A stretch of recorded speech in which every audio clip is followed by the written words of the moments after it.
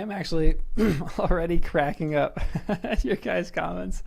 Here's a chance for Faramir to show his quality. I am so ready to love Faramir. I've never heard so many people get so excited about me to meet Faramir. And I don't know if I've ever heard a disparity between book. Hold on, what the heck? Hold on. Is my mic not working? Okay, we're back. We're live. My mic was busted. Hold on.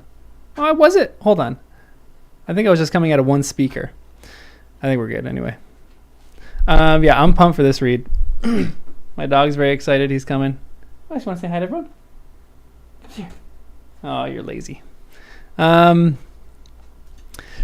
is your favorite next to Theoden. That's interesting. That's really interesting. I'm actually so excited for this chapter. That's kind of crazy too, Michael. This is your favorite chapter? I think, what's up, bud? You all right? You just having your dinner? If you hear my dog crunching, he's eating some dinner over there. I think, okay, so we're going to chat for like 5-10 minutes before we even start, just so people can kind of file in. I think I have to try to kind of look over at the camera too. I should put the camera over here so I can kind of fake looking at the camera, but also look at the chat. Tolkien identified himself with Faramir. Interesting. Faramir is your favorite next to Pippin. Holy smokes. Okay, it's better now? Okay, good. Audio's better. Beautiful. Favorite next to Theoden. I feel like everyone's kind of got their favorite characters, and then Faramir is always second. Or first for a lot of people. My dog's just looking at his dinner right there. Hey, you okay, bud? Do you see a fly going? I think he's trying to hunt a fly right now. I will say, I'm trying to figure out the ranking of the chapters in my head right now. I still think one of my favorite chapters of all time was A Conspiracy Unmasked. I don't know what it was about that chapter, but just the loyalty they showed, like how much they loved each other. I think that might be my favorite chapter. I would probably say the Council of Elrond chapter is one of the best. Out of everything here, hold on, let me go through this. Riders of Rohan. Everything in book 3 was good. I don't know if I had a favorite chapter in that. The Treebeard chapter was good. The White Rider, King of the Golden Hall, Helm's Deep, Road to Isengard. Oh, Flotsam and Jetsam was one of my favorites. I love that chapter. The Voice of Saruman is interesting. Palantir. So far, I would probably say of Herbs and Stewed Rabbit is maybe top 5. Hey guys, welcome to the Hot Tamales too. Welcome Revenant and welcome Alexander. Thanks for joining. That makes me so happy. Also, welcome to the live, guys. Doing a live reading of The Window into the West, which I'm very excited about. Where's my pencil? Oh, hold on.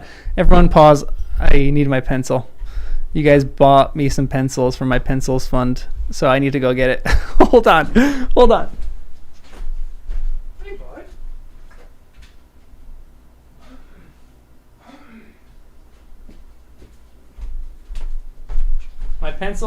My pencil was in my other book, in my Mistborn, The Will of Ascension, because I was taking notes on that earlier today.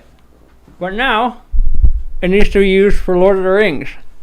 So, we're not far in. We are like 5 minutes in. I haven't even started reading yet. What we're going to do for these streams, it's going to be very relaxed. I think all of you guys know what to expect, but I want to talk about one thing. Ooh, I have a ring in my ear right now. What the heck is that?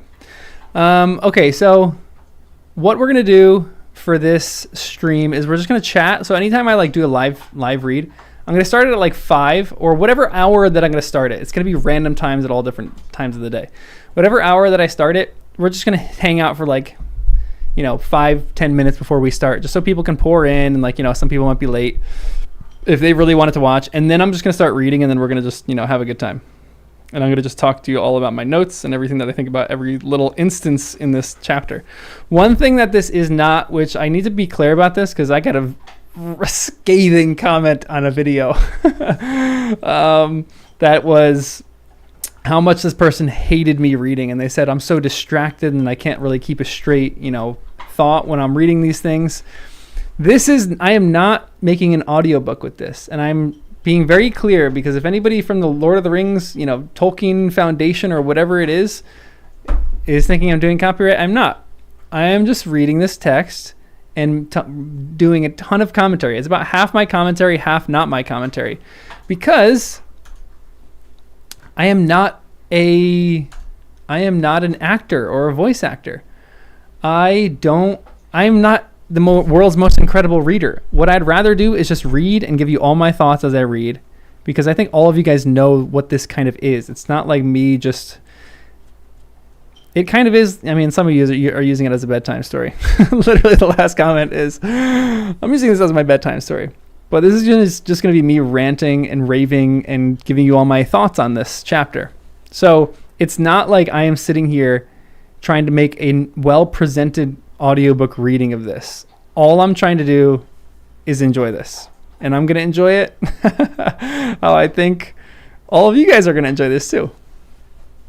Yeah. Oh my gosh. I am shocked. I am grateful that you said that, because the Tolkien estate, I haven't got any problems, but the Warner Brothers, I have had so many problems with some of the Harry Potter stuff that I've done in the past. Like some of you guys know, some of you guys don't know, but I started Harry Potter in the first time readers. That was like the origin story of this channel. And I'm going to get back into some Harry Potter stuff soon. But nothing that we did was against copyright. It was essentially just me and a bunch of friends sitting around talking about Harry Potter. And every once in a while, we would read like a paragraph or like a sentence from that book. And there was a point in time where when we did book 3 to book 6, every single episode got flagged for copyright and got taken off of Spotify, to the point where I had to call Spotify. They didn't even have a helpline, but I found some helpline from Spotify and was talking to them for an hour, trying to get down to the facts of how did they freaking not, how is my stuff still getting copyrighted? It's ridiculous. If you're doing Harry Potter and the Lord of the Rings, then you're done for as a YouTuber. That's pretty much your whole channel. That's wild. All right, but I wish it was a little cooler in here. I'm like sweating, but I had to turn my fan off because otherwise you just hear a very loud thing the entire time. Naomi Novik's Schoolmance novels. Ooh, yeah. I'm still coming up with like a list of things that I'm gonna do, because I'm gonna go through Dune. I'm gonna go through. I just started the prologue for Game of Thrones. It's interesting. I'm going to start chapter 1 and start going through that. I'm going to go do the Narnia series, Dune, Perlandria or Prelandria, the space trilogy for Narnia, or space trilogy for C.S. Lewis. So I'm going to do a bunch of those, but I just haven't gotten there yet. So we'll get there when we get there, We'll get there when we get there. Anybody know what movie that's from? Anybody? We'll get there when we get there. Lock in your answers. It's from The Incredibles, one of the greatest movies of all time. I think there's like a 3-second latency on this. Yes, Haley, well done. Well done. Impressive. There's like a 3-second latency on this. So that's all we got. All right, I'm going to start reading. We're doing The Window into the West, and we're just doing this live, a full live read of The Window into the West. Window on the West, sorry. I can't mispronounce the chapter. I can't believe we're almost done with, this is actually kind of sad that we're almost done with this book. Only a few more chapters left. Nice, it's a good long chapter. Okay. His Majesty's Dragon. Yeah, I need a list of like all the smaller stuff that I'm going to do, because I'm doing Brandon Sanderson, and some books are very essay worthy, and some are more like some of the stuff that I'm doing with Mistborn. I don't know how many essays I can make out of that.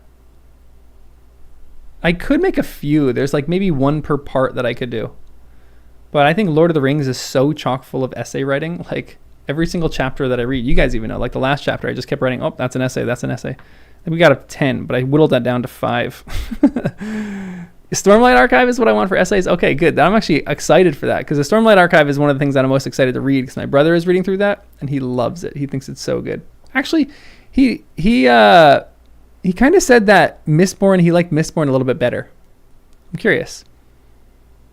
That Hideous Strength is the best novel in Lewis's space trilogy. Interesting. Whoa, hold on. Orwell wrote that. Oh, wait. Time out. Hold on. That Hideous Strength is the best novel in Lewis's space trilogy, not the best novel that he's ever read. Imagine if Orwell said that. Do you know, actually, sorry, I come up with all sorts of random facts. You guys know how my brain works. It's just all over the place. David Foster Wallace, who some of you probably have read some of his stuff. I think he's a dreadful novelist. I think he writes a terrible story. But his favorite novel of all time is The Screwtape Letters by C.S. Lewis. And this guy was a staunch atheist. It's actually really interesting. Greatest book of our time, Count of Monte Cristo. I actually come and kind of agree with you. Although, very different from book to movie. I watched the book first. I read the movie. Oh my gosh, my mind is going crazy. I watched the movie first, and then I read the book, and I was very disappointed because it's not about revenge, it's about justice. And he doesn't get everything he wants in the end, which is kind of sad. But it is one of the best books I've ever read in my life. Honestly, Lord of the Rings is getting up there for me. It's pretty freaking fun. But I think I made a list of my favorite books. Ian M. Banks culture novels. Interesting. They made the Count of Monte Cristo. There was a French version that just got made, right? I've heard it's actually great. On Rotten Tomatoes, it has an incredible score, but I don't know that much about it. I heard it was great, though. They need to make a series out of that. That would be a phenomenal series. What's up, Wes? Wes wants to play right now. Wes is my dog's name. He's in a playful mood, so I might have to start throwing his little toy around. Okay, we're going to start reading. Chapter 5 of The Lord of the Rings, The Two Towers. This is The Window on the West. You guys ready? I'm starting what some of your guys' favorite chapter is. This is so exciting. I love this stuff. Honestly, this is the kind of stuff that gets me so pumped. I love this so much. If I could just do this for the rest of my life, I'd be happy and content. Chapter 5. Clear my throat. The Window on the West. It seemed to Sam that he had only dozed for a few minutes when he awoke to find that it was late afternoon, and Faramir had come back. He had brought many men with him. Indeed, all the survivors of the foray were now gathered on the slope nearby, 200 or 300 strong. Wow, that's a lot. That's a lot of units. They sat in a wide semicircle, between the arms of which Faramir was seated on the ground, while Frodo stood before him. It looked strangely like the trial of a prisoner. Hold on. They sat in a wide semicircle between the arms of which Faramir was seated on the ground. I like that he's seated on the ground. Between the arms of which Faramir was seated on the ground, while Frodo stood before him. It looked strangely like the trial of a prisoner. That's so intimidating.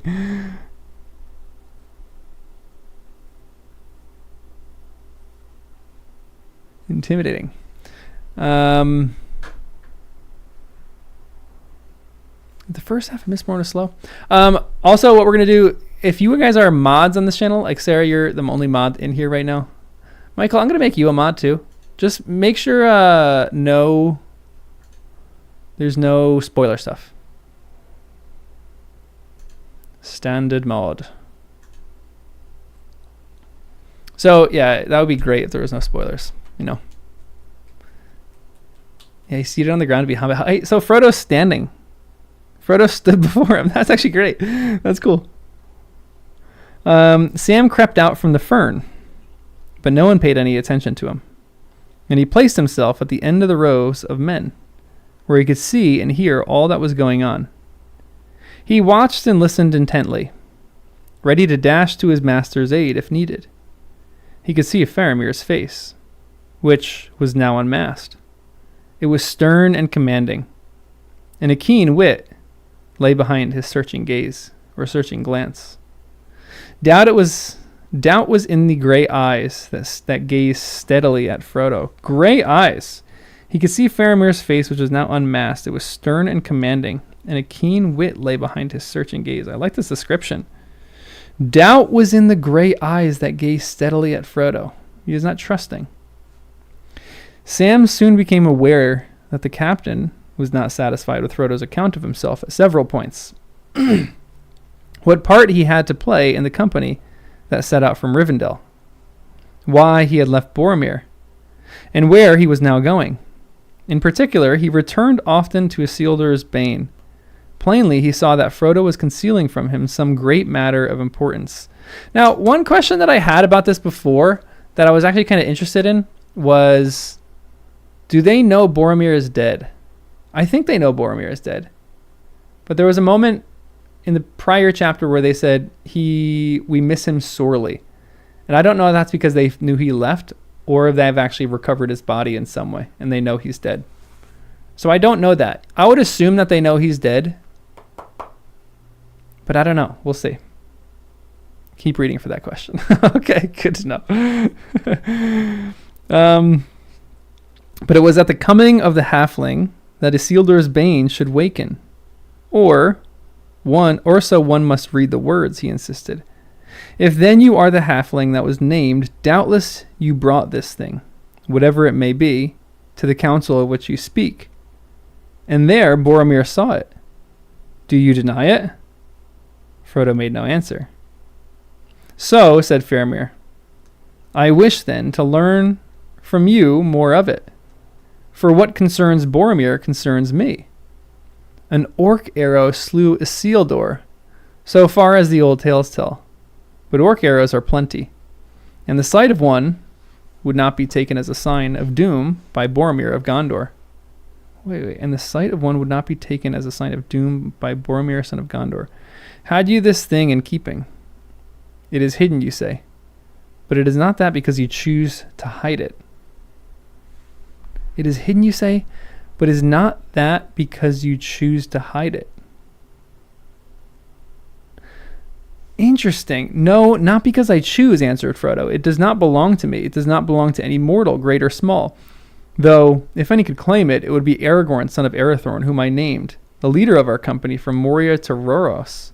Time out.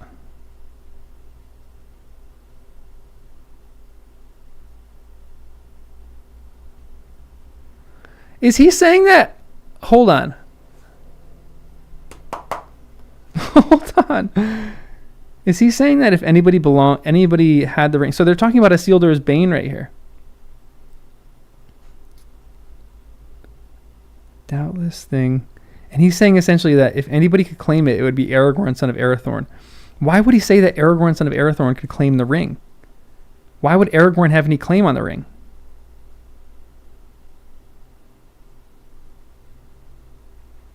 Are they talking about the sword? Hold on. They're talking about the sword, no?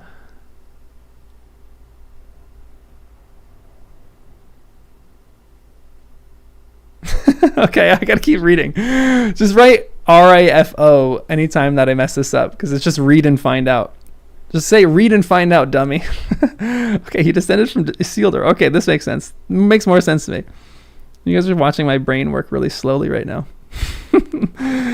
Why so, and not Boromir, prince of the city that the sons of Elendil founded?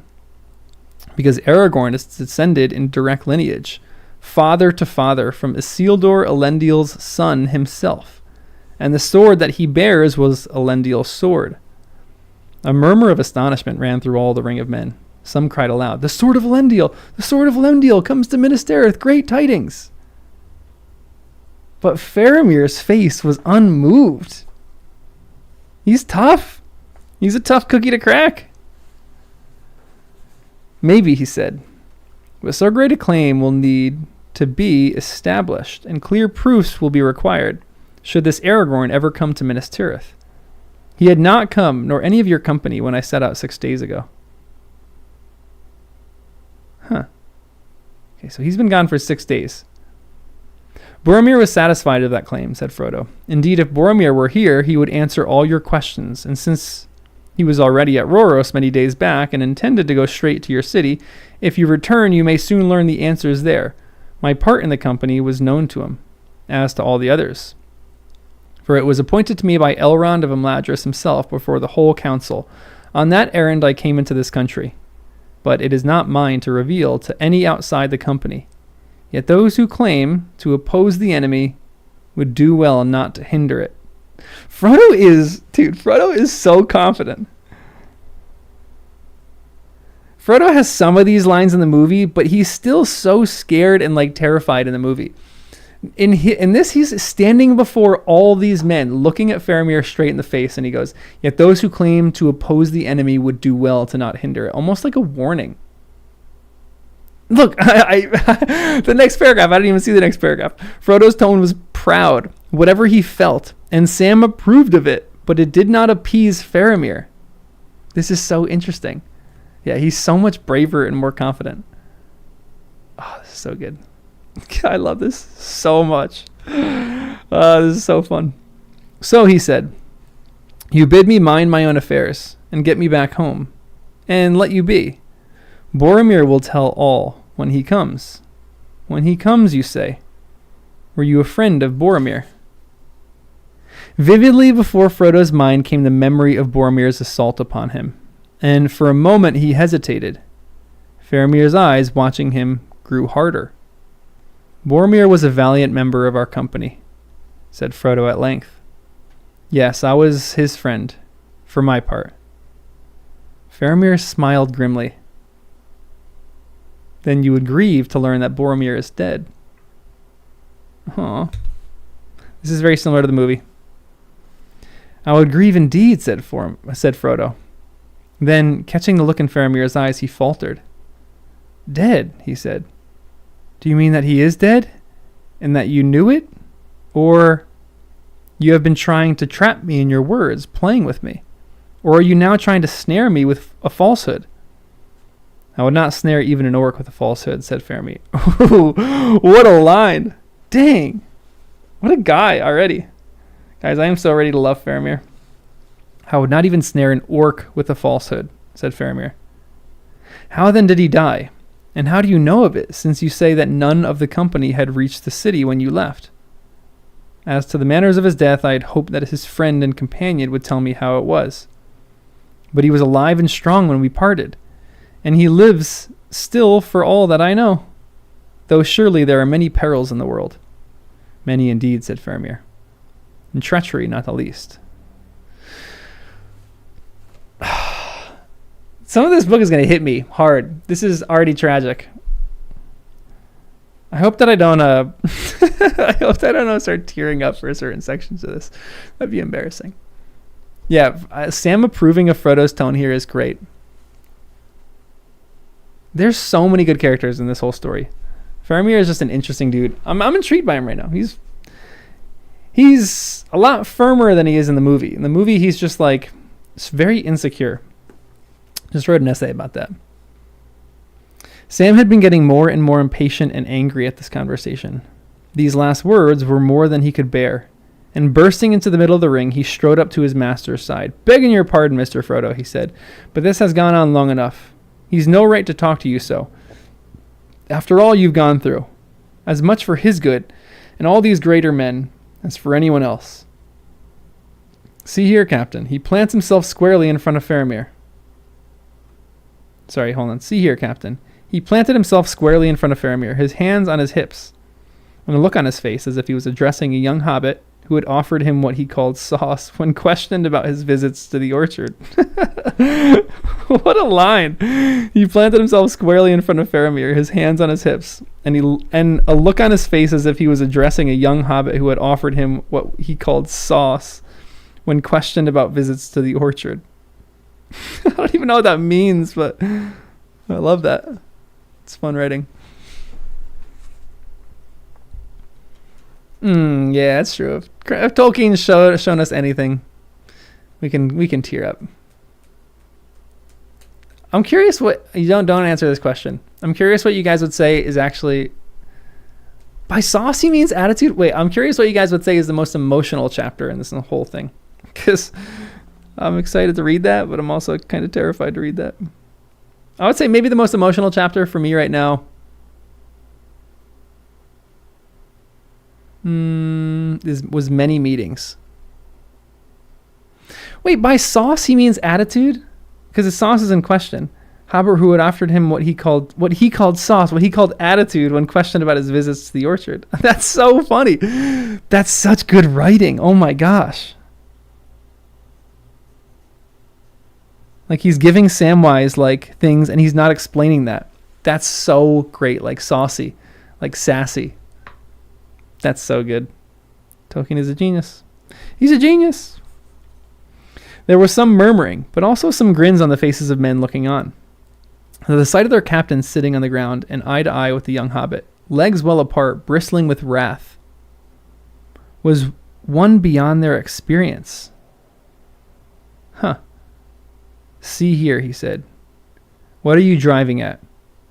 Let's come to the point before all the orcs of Mordor come down on us. If you think my master murdered this Boromir and then ran away, you've got no sense, but say it and have it done. And then let us know what you mean to do about it. But it's a pity that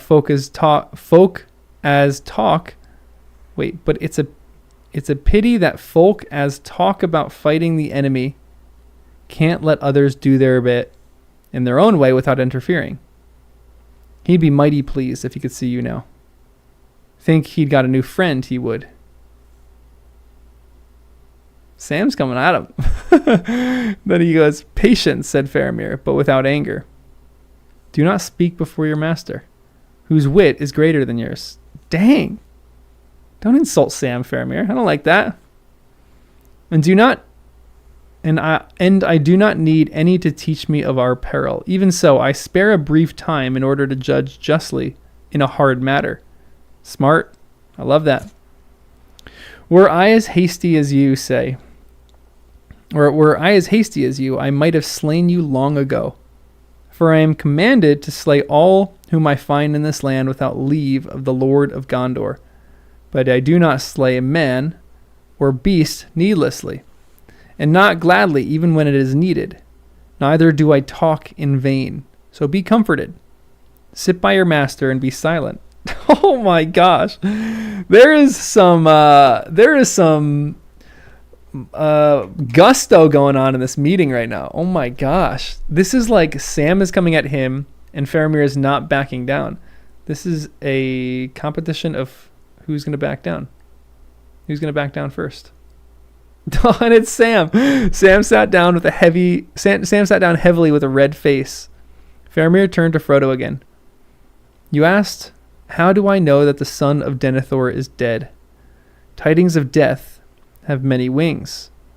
Night oft brings news to near kindred, 'tis said. Boromir was my brother. The revelation! That must have been crazy fun when you're just reading this for the first time. I keep thinking about that as I'm reading. Like, how good is that when you don't know anything in the movie at all, and then all of a sudden you're reading this as a kid and you go, you've asked, how do I know that the son of Denethor is dead? Tidings of death have many wings. Night oft brings news to near kindred, 'tis said. Boromir was my brother. That's like a mic drop moment. You're like, oh my goodness, that is crazy. I feel like you kind of see it coming a little bit, but yeah, he's wise. He's patient. He's wise. He's great. So far, I like him. And I like that, like, Sam is coming at him. Sam is like a man of passion, a man of, like, he goes off, defends what he wants to defend. He knows what he's about. He knows what he's about, son. And Faramir, he takes that. He knows Sam, and he's like, no, your master has more wit than you. Relax, sit down, let your master speak.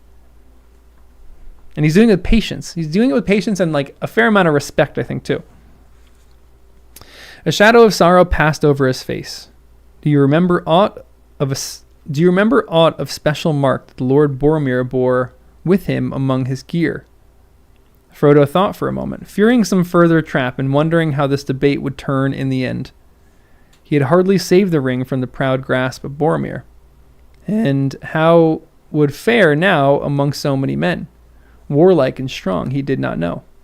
Yet he felt in his heart that Faramir, though he was much like his brother in looks, was a man less self-regarding, both sterner and wiser. That is not at all how the movies depict it. In the movies, it is literally the complete opposite. If there are two words that describe Boromir over Faramir, it is sterner, maybe not wiser actually, but definitely sterner. I remember that Boromir bore a horn, he said at last. You remember well. And as one who has seen you remember well, and as one who has, in truth, seen him, said Faramir. Then maybe you can see in your mind's eye. A great horn of the wild ox of the east. Ooh, that's kind of cool. Bound with silver, and written with ancient characters. That horn the eldest son of our house has borne for many generations, and it is said that if it be blown at need anywhere within the bounds of Gondor, as the realm was of old, its voice will not pass unheeded. That's cool. It's also cool that you kind of know the animal that it comes from, like the boar or the wild ox of the east. Interesting. 5 days ere I set out on this venture. 11 days ago, at about this hour, I heard the horn, or I heard the blowing of that horn. From the northward it seemed, but dim as if it were an echo in the mind. A boding of ill we thought it, my father and I, for no tidings had we heard of Boromir since he went away, and no watcher on our borders had seen him pass. And on the third night after another and stranger thing befell me. Hold on. Who's blowing the horn? Is this an orc? If this is an orc who's desecrated this horn, I hope Faramir rips his head off. Wait. It was blown within the bounds of Gondor. Oh, they heard it?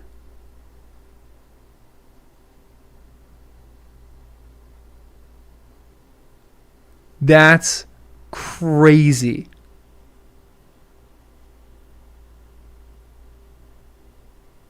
Wait. That's wild that they heard that. This horn must have been insane. Wait, heard it in their minds or just legitimately heard it? What's your guys' interpretation on that? Did they hear that in their minds or did they hear that interesting. So this is like a legend that happens, like when the horn blows, it's implied they heard it in their minds. Interesting. They really heard it? So it's like different. Some people have different interpretations. Interesting. That's the same horn Boromir halted the Balrog with. Yeah, that was one of my favorite moments still ever in the books. That was one of the coolest moments ever.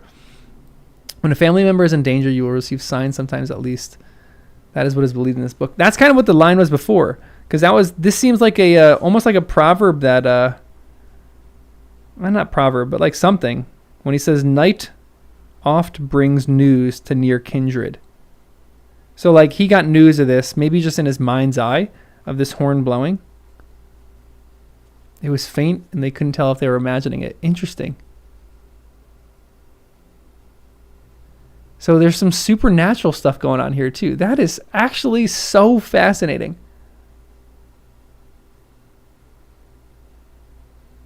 It also brought the Pevensies to save Caspian. Oh my gosh. You guys all know the theory of the Pevensey children being the original founders of the Hogwarts houses, right? I'm sure. We're doing two different franchises here. I need to sit back and study this later. I'm going to kind of just this is crazy. Let's keep reading. We have three more paragraphs until we have a break. I sat at night by the waters of Anduin in the gray dark under the young pale moon, watching the ever-moving stream, and the sad reeds were rustling. So do we ever watch the shores nigh Osgiliath, which our enemies now partly hold, and issue from it to harry our lands. But that night all the world slept at the midnight hour. Then I saw, or it seemed that I saw, a boat floating on the water, glimmering gray, a small boat of a strange fashion, with a high prow, and there was none to row or steer it. Hold on. I need to figure out the timing of this. What time of the day is this? 5 days ere I set out on this venture, 11 days ago, at about this hour. What hour are they at right now? Hold on. Sorry. I got to put this together.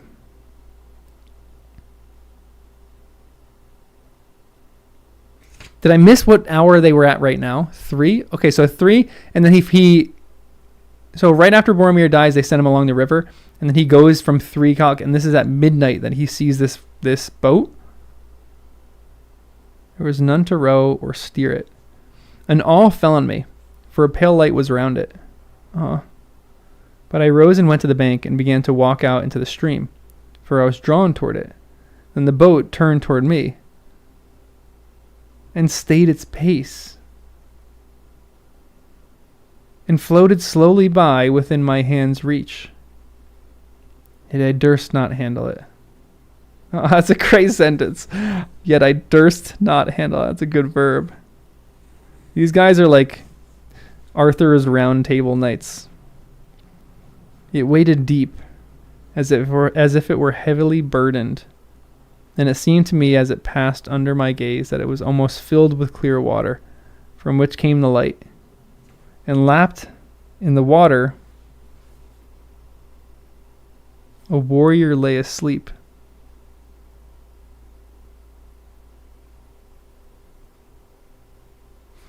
A broken sword was on his knee. I saw many wounds on him. It was Boromir, my brother, dead. I knew his gear, his sword, his beloved face. One thing only I missed, his horn. The thing only I knew not, a fair belt, as it were of linked gold leaves, about his waist. Boromir, I cried, where is thy horn? Whither goest thou? O Boromir. But he was gone. The boat turned into the stream and passed glimmering on into the night. Dreamlike it was, and yet no dream, for there was no waking. And I do not doubt that he is dead and has passed down the river to the sea.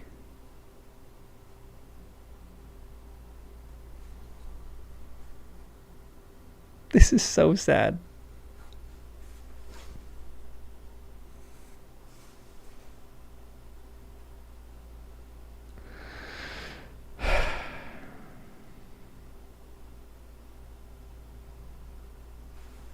I need to take a second. Oh my gosh. So, he's not actually seeing the dead body of Boromir, right? So, in this boat, there's like a bunch of water in this boat, and he's seeing like a reflection of almost like the mirror of Galadriel, I'm guessing. He's seeing like some kind of... Wait, he's actually seeing the dead body of Boromir in this? How did the dead body of Boromir stay in this? I know he saw Boromir, but I didn't get the impression that he actually saw... It's real?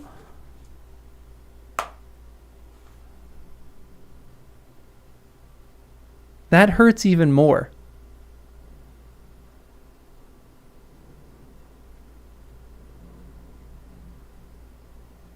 I thought like it was the real boat, but the water that was in the boat was just a reflection of Boromir, and he's like, just in the water somewhere.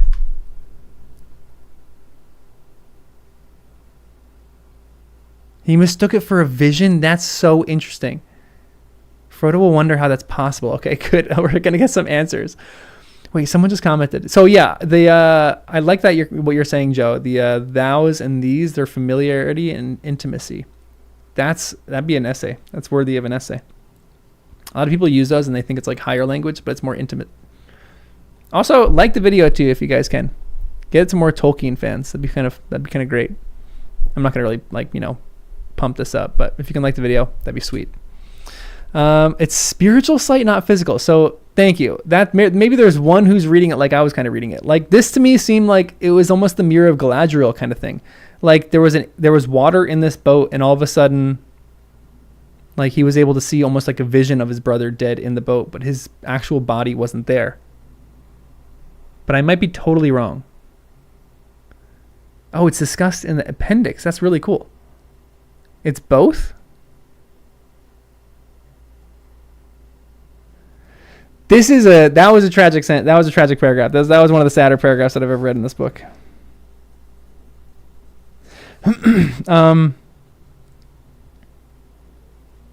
This boat seems to be guided by fate. And that is going to be a no. Oh, dang it. At the end of this, usually I like there's like a longer point. That's where I write all my essay question or my essay ideas. I got to write smaller because I don't have a ton of space.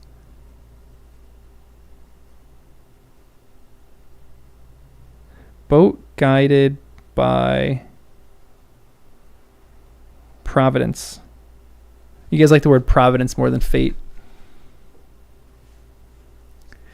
So you say it seemed like a vision. Interesting. It's eerie and dreamlike because it's an elven boat. I read it as real because of the magic elf boat. So it's funny because both of the arguments for real versus fake all hinge on the elf boat. Yes, the elf boat can actually keep his body in there for sure, like Sam's rope almost. But yes, the elf boat could also kind of do a reflection of what is not really there too. This is actually fascinating. I love that there's like a debate on this. And this is another thing that I love about Tolkien's work is that like he leaves some of this open to discussion. He doesn't just give you all the answers. That's actually so crazy. Providence is divine guidance. Fate is personal choice. Interesting. Okay. I like that distinction. Taking it as actual and due to the sacramental magical quality of the elven boat. Interesting. Maybe like Tolkien was doing something with like communion here. What kind of, it's like what your view of the bread and the cup is. Spiritual and physical realms. Yeah, physical and spiritual. Not separate or opposed. How you react to it depends on your own state. Yeah, that's really cool because like you can interpret this in any different way, but all of them work. This is fascinating. This is so good. Oh, we have so much left of this chapter. I'm so excited. We have like 20 pages left. Sorry, we're going way too slow. We're going to be here for 3 hours. This is going to be way too long. Yeah, do Balrogs have wings? I love this. This is 100% going to be an essay. So this is probably going to be my first essay. Was it real or not? Movie depicted that pretty well, actually. I love that the boat handle turns to him as soon as he walks in the water. Like the boat is getting beckoned toward him in some way. As Asera said, Faramir did not think it was a dream. Interesting.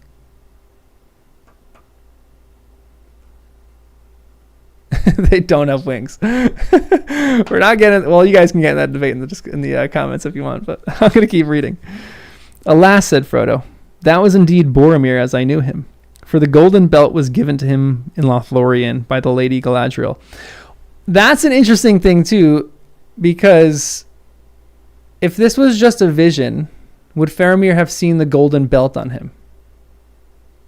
I guess he would, because it's like an elven, almost not like an elven trick, but if this was just a vision from Faramir's imagination, wouldn't he be seeing Boromir as he last met him? Maybe not. I don't know.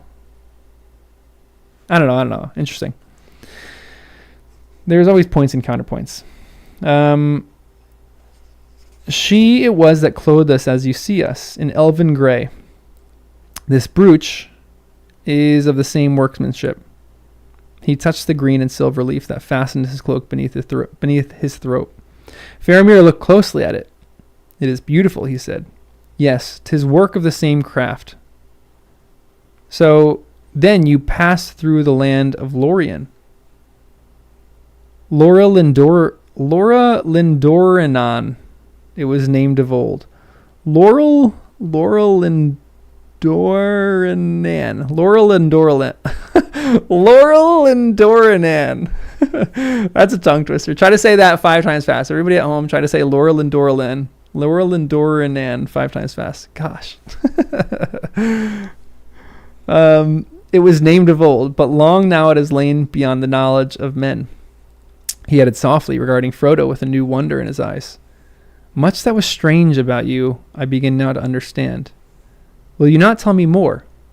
For it is a bitter thought that Boromir died within sight of the land of his home.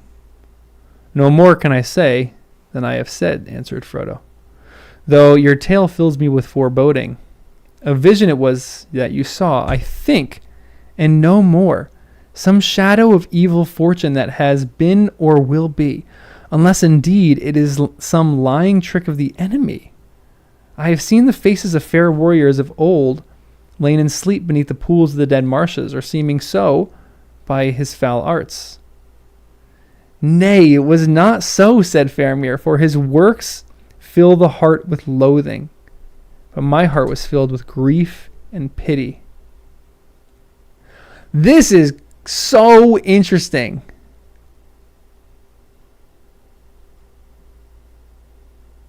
So Frodo's taking his own like baggage into this. He just got through the marshes and he's like, oh no, I've seen this before. This is not real. And Faramir is maybe the more like religious of the two. He's like, no, the feelings that I had when surrounded by this thing were not feelings of like, terror and dread. They were feelings, what did he say?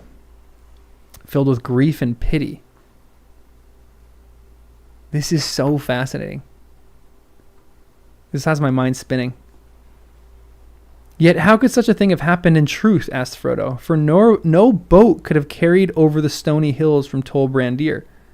And Boromir proposed to go home across the Entwash and the fields of Rohan. And yet how could any vessel ride the foam of the great falls and not founder in the boiling pools, though laden with water? I know not, said Faramir. But whence came the boat? From Lorien, said Frodo. In 3 such boats we rowed down the Anduin to the falls. They also were of elven work. You passed through the hidden land, said Faramir, but it seems that you little understood its power. Ooh! If men have dealings with the mistress of magic who dwells in the golden wood, then they may look for strange things to follow. For it is perilous for mortal man to walk out of the world of this sun. And few of old came thence unchanged, 'tis said. What a sentence. And few of old came thence unchanged, 'tis said. That's a fun sentence to say. I'm going to start speaking like that. Wait, you passed through the hidden land. So Lothlorien to them is the hidden land, said Faramir. But it seems that you little understood its power. If men have dealings with the mistress of magic who dwells in the golden wood, then they may look for strange things to follow. For it is perilous for mortal man to walk out of the wood of this sun. Wait, to walk out of the world of this sun. It is perilous for mortal man to walk out of the world of this sun. Is Lothlorien not real?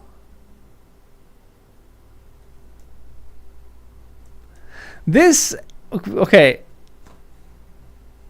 This has me thinking like Lothlorien is outside of time, which kind of is. Like they were in this realm and like they lost all track of time.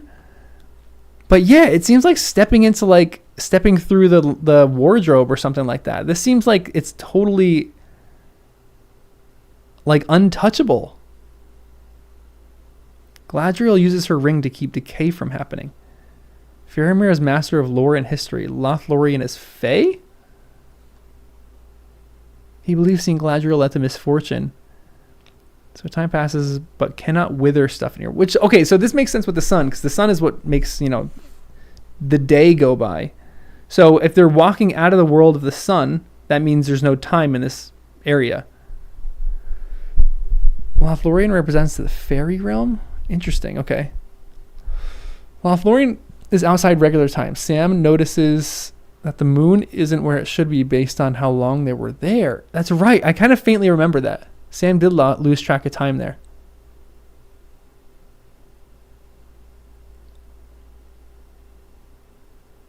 This is so fascinating. The wardrobe, Lothlorien, the Fae, in Celtic mythology. It's similar. I don't know what that kind of stuff is. So is it it's got to be the work of the ring to some extent. Like you guys are saying, that makes a ton of sense to me. But I'm curious the degree to which it is outside of time or within the real realm. I wonder if there's a lot of debate about this. Well, you guys are all Tolkien people. Is there a lot of debate about this? Whether it's real or not? I mean, I'm seeing some of the debate in the chat, so I feel like there's definitely a point that it could be fake or could be real. Tir na Nog.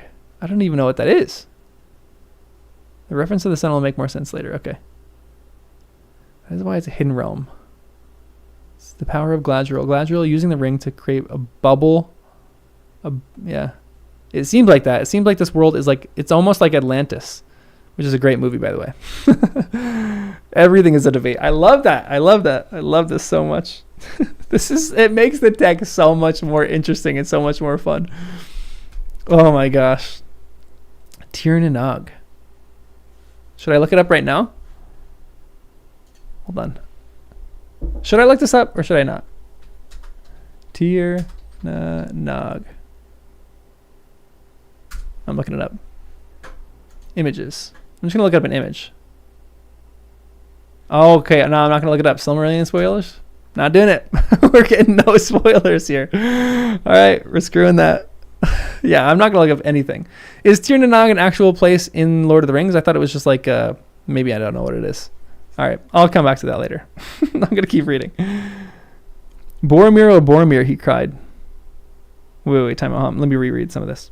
For it is perilous for mortal man to walk out of this world, walk out of the world of this sun. When few of old came thence unchanged, 'tis said. Boromir, oh Boromir, he cried. What did she say to you, the lady that dies not? What did she see? What woke in your heart then? Why went you ever to Laurel Lindorinon, and came not by your own road, upon the horses of Rohan, riding home in the morning? Is this a vision that he saw? Or is he like coming up with like a song right now? Because this is italicized in mine, but it's not in like poetic form. So it almost seems like, to me, it's like a vision that he's seeing. Like he's like looking ahead, like he gets this lament, almost like a prophet. Faramir seems very prophetic right now. Seems like he's the prophet of this book. Like he's coming up with something off the cuff.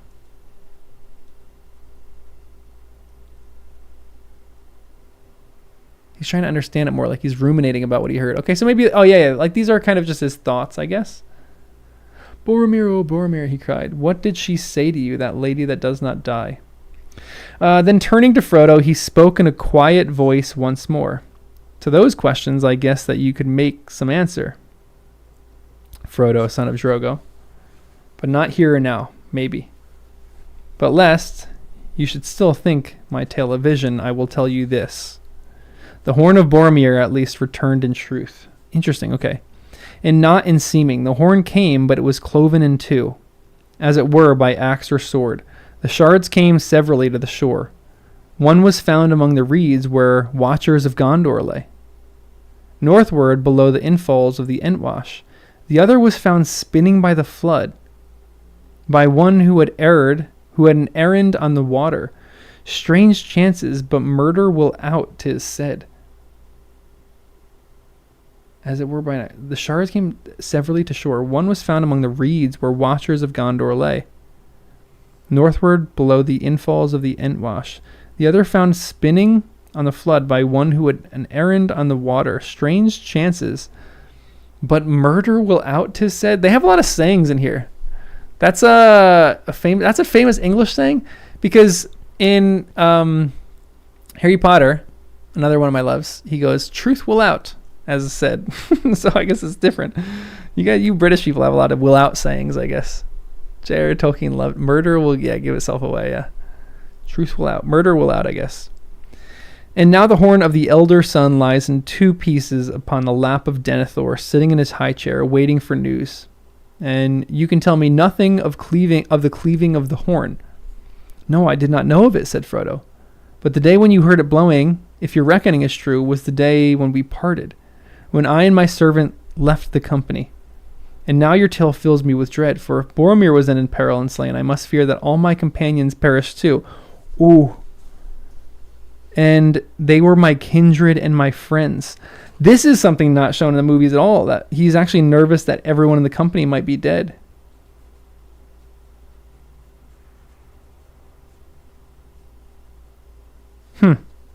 That's kind of terrifying. My voice makes you fall asleep.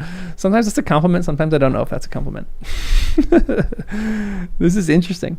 That's actually tragic for Frodo. I was thinking about that in the previous when they were thinking about Gandalf, and they don't know if Gandalf's alive because they say he fell in Moria. And now he's thinking everyone else is dead. All his friends are dead. That's so sad. And this nervousness influences his fate and his decision making. I'm interested and curious to see that. It's going to be fun. Well, not fun, but interesting. Will you not put aside your doubt of me and let go? I am weary and full of grief and afraid. But I have a deed to do, or to attempt before I, too, am slain. And the more need of haste, if we two halflings are all that remain of our fellowship. Oh, gosh. Go back, Faramir, valiant captain of Gondor, and defend your city while you may, and let me go where my doom takes me. For me there is no comfort in our speech together, said Faramir, but you surely draw from it more dread than need to be. Unless the people of Lorien themselves came to him, who arrayed Boromir as for a funeral. Ooh, that puts his mind a little bit at ease. Not orcs or servants of the Nameless. Some of your company, I guess, still alive. But whatever befell on the North March, you, Frodo, I doubt no longer. If hard days have made me any judge of men's words and faces, then I may make a guess at halflings. Though, and he now smiled, there is something strange about you, Frodo, an elvish air maybe. But more lies upon our words together than I thought at first. I should now take you back to Minas Tirith to answer there to Denethor, and my life will justly be forfeit. If I now choose a course that proves ill for my city, so I will not decide in haste what is to be done, yet we must move hence without more delay. Huh.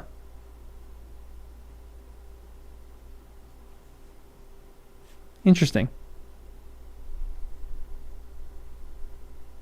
Really interesting. He sprang to his feet and issued some orders. At once, the men who were gathered round him broke up into small groups and went off this way and that, vanishing quickly into the shadows of the rocks and trees. Soon, only Mablung and Damrod remained. Now you, Frodo and Samwise, will come with me and my guard, said Faramir. You cannot go along the road southward, if that was your purpose. It will be unsafe for some days, and always more closely watched after this affray than it has been yet. And you cannot, I think, go far today in any case, for you are weary, and so are we. And we are going now to a secret place we have. Sorry, that's the fire station. It's 6 o'clock, so it always rings at 6 o'clock. We are going to a secret place we have, somewhat less than 10 miles from here. The orcs and spies of the enemies have not found it yet, and if they did, we could hold it long, even against many. There we may lie up and rest for a while, and you with us. In the morning I will decide what is best for me to do, and for you. This is interesting.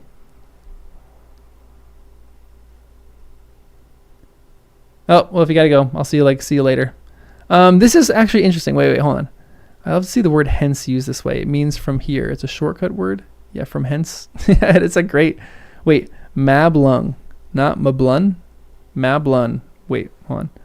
Mablung. Mablung. Not Mablung. I need accent marks. Mablung and Damrod. Okay. Mablung and Damrod. So this is interesting to me. Him talking about his life being forfeit. So is there like something on Gondor that if they don't do what they're supposed to do, then their life becomes forfeit? If they don't do like what Denethor wants them to do, their life becomes forfeit? Because that line is mentioned in the movie a little bit, but it's not really like clear what it is.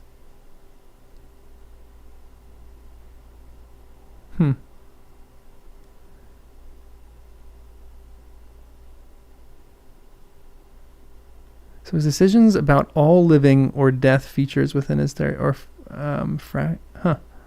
treason is a capital offense. Is this treason though? The steward is almost a king, so he can death sentence people. So is he just nervous that he was going to bring some kind of like the bane of Isildur back to Minas Tirith, and that's going to destroy the city? For if I now choose a course that proves ill for my city, so I will not decide in haste what is to be done. Yet we must move hence without more delay. Huh, interesting. Let's keep reading. This is so good. We're slowly plodding along, but this is so good. There was nothing for Frodo to do but fall in love with his request. Or sorry, not fall in love. There was nothing for Frodo to do but fall in with his request or order. It seemed in any case a wise course for the moment, since this foray of the men of Gondor had made a journey in Ithilien more dangerous than ever. They set out at once, Mablung and Damrod a little ahead, and Faramir with Frodo and Sam behind, skirting the hither side of the pool where the hobbits had bathed. They crossed the stream, climbed a long bank, and passed into the green shadow woodland that marched ever downward and westward. While they walked as swiftly as the hobbits could go, they talked in hushed voices.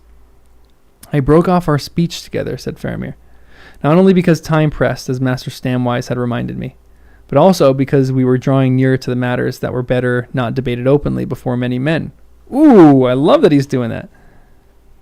It was for that reason that I turned rather to the matter of my brother and let be Isildur's bane. You were not wholly frank with me, Frodo. I love that he did that. I told no lies and spoke the truth all I could, said Frodo. I do not blame you, said Faramir. You spoke with skill in a hard place, and wisely it seemed to me. But I learned or guessed more from you than your words said. You were not friendly with Boromir, or you did not part in friendship. You and Master Samwise, too, I guess, have some grievance. Now I loved him dearly, and would gladly avenge his death, yet I knew him well. Isildur's bane, I would hazard that Isildur's bane lay between you and was a cause of contention in your company. Holy smokes! Dude, Faramir is so wise, just gleaning this from like a small little pause that Frodo had when he said that he, for his part, he was, friendly with... This is crazy. This blows my mind how smart he is here.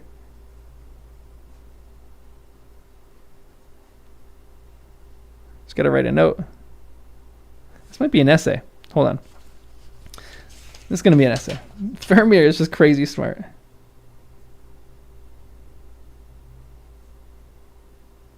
Faramir is brilliant.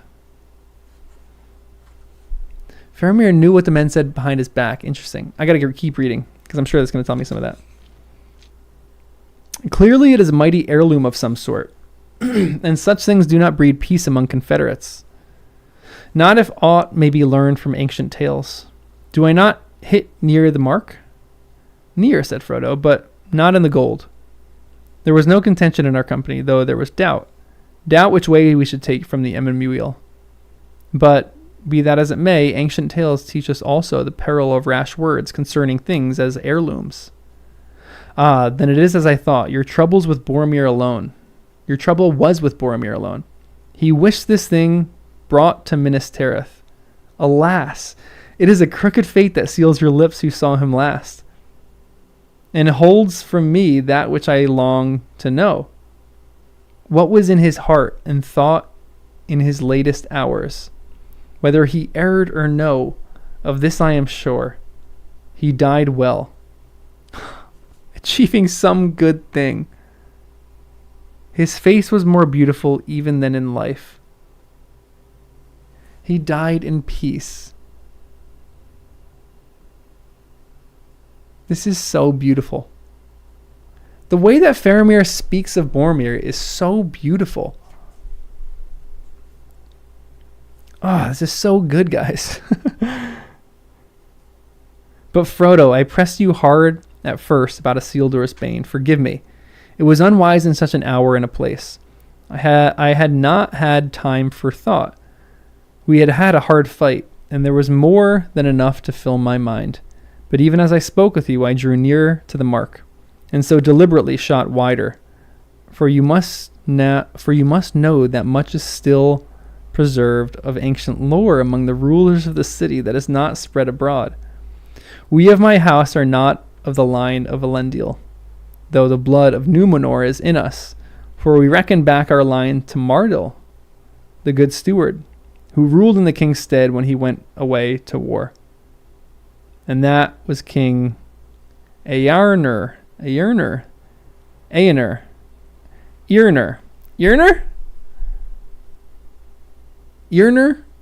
How do we say this name right here? I need some help here, guys. Give me a little pronunciation help.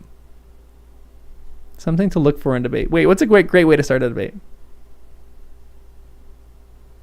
First try was right. Eärnur. Eärnur. Okay. Eärnur. Last of the line of Anarion. And childless. And he came never back. And the stewards have governed the city since that day. That was many generations of men ago. He was a lore master, or at least he studied. Whole package, mind, strength, wisdom, kindness. Yeah, this dude he's brilliant right here. I actually have a feeling, I don't know if this is going to be true. I have a weird feeling he's actually going to know that this is the ring before he actually discovers that it's like the ring. I feel like he's going to figure it out before he's actually shown it. Is he going to be that wise? I don't know. We'll see. And this I remember of Boromir as a boy, when we together learned the tales of our sires and the histories of our city, that always it displeased him that his father was not king. How many hundreds of years needs it to make a steward a king if the king returns not, he asked. Few years maybe in other places of less royalty, my father answered. In Gondor 10,000 years would not suffice. Alas, poor Boromir. Does that not tell you something of him? Interesting. That is a fascinating paragraph. Boromir wanting power, wanting the kingdom to actually wants to become king.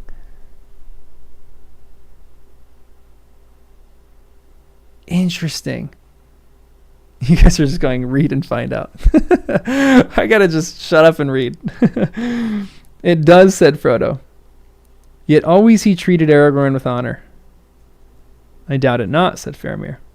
If he were satisfied of Aragorn's claim, as you say, he would greatly reverence him. But the pinch had not yet come. They had not yet reached Minas Tirith or become rivals in her wars. But I stray. We in the House of Denethor know much ancient lore by long tradition, and there are moreover in our treasuries many things preserved, books and tablets, writ on withered parchment, yea, and on stone, and on leaves of silver and gold, in divers characters. Some none can now read, and for the rest few ever unlock them. I can read a little in them, for I have had teaching. It was these records that brought the Grey Pilgrim to us. So this is when this is when we learn that Gandalf has gone to Minas Tirith and he's like looking through the records of this place. Is Faramir as a little boy, and I was not a little boy here, maybe he's a little boy here. He's younger at least. Is he like going and sneaking after the Grey Wizard's like studies? And this is really interesting. I got some theories. It was these records that brought the Grey Pilgrim to us. I first saw him when I was a child, and he has been twice or thrice since then. The Grey Pilgrim, said Frodo. He had a name? Mithrandir we called him in elf fashion, said Faramir. And he was content. Many are my names in many countries, he said. Mithrandir among the elves, Tharkun to the dwarves, or Alorin I was in my youth in the west, that is forgotten. In the south, in Canis. In the north, Gandalf. To the east, I go not. What's going on in the east? Why doesn't he go to the east? As someone from the east coast of the United States, I grow offense by that. Huh.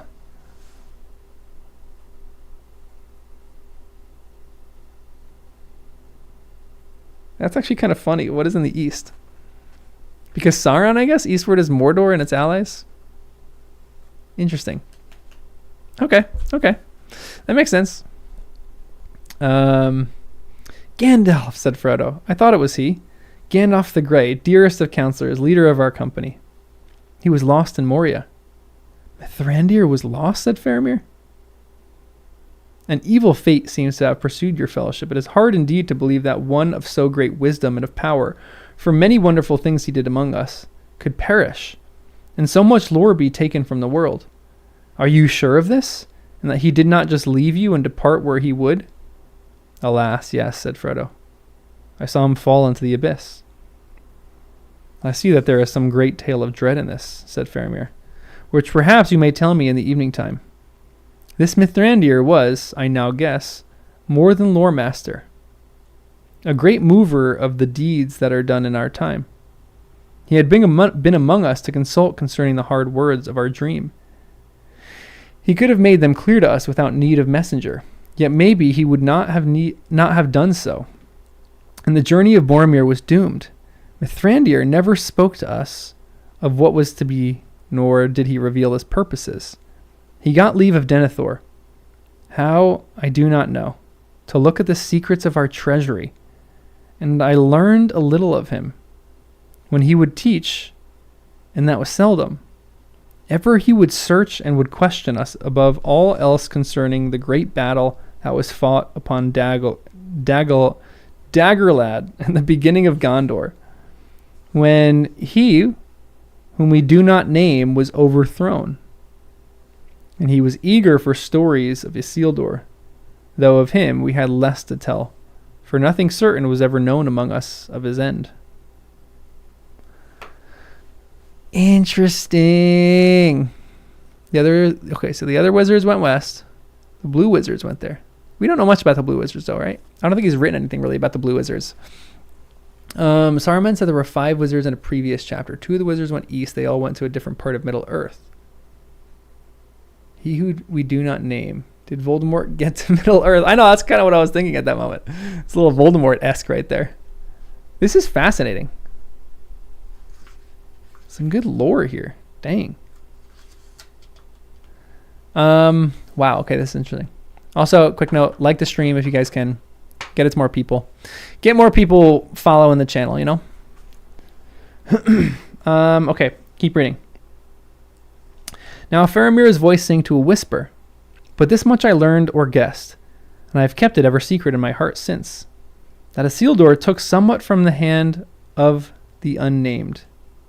That Isildur took somewhat from the hand of the unnamed, ere he went away from Gondor, never to be seen among mortal men again. Here I thought was the answer to Mithrandir's questioning, but it seemed then a matter that concerned only the seekers after ancient learning. Nor when the riddling word of our dream were debated among us did I think of Isildur's bane as being the same thing. For Isildur was ambushed and slain by orc arrows according to the only legend that we knew, and Mithrandir had never told me more. What in truth this thing is I cannot yet guess, but some heirloom of power and peril it must be. A fell weapon, perchance, devised by the Dark Lord. He's so smart! This is crazy how smart he is at putting this together.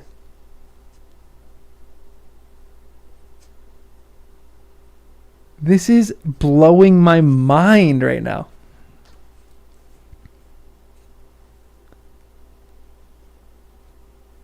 A fell weapon perchance devised by the Dark Lord, aka Lord Voldemort. Just kidding. If it were a thing that gave advantage in battle, I can well believe that Boromir, the proud and fearless, often rash, ever anxious for the victory of Minas Tirith, and his own glory therein, might desire such a thing and be allured by it. Alas, that ever he went on that errand. I should have been chosen by my father and the elders, but he put himself forward as being the older and the hardier, both true, then he would not be stayed. But fear no more. I would not take this thing if it lay by the highway. Not were Minas Tirith falling in ruin and I alone could save her. So Using the weapon of the Dark Lord for her good and my glory. No, I do not wish for such triumphs, Frodo, son of Drogo. Oh my gosh. We need to reread that paragraph because that paragraph is glorious. Just my note in that section is just OMG. But fear no more. I would not take this thing. If it lay by the highway, not where Minas Tirith falling in ruin and I alone could save her. So, using the weapon of the Dark Lord for her good and my glory. No, I do not wish for such triumphs, Frodo, son of Drogo. This might have to be its whole other essay. Faramir not taking the ring.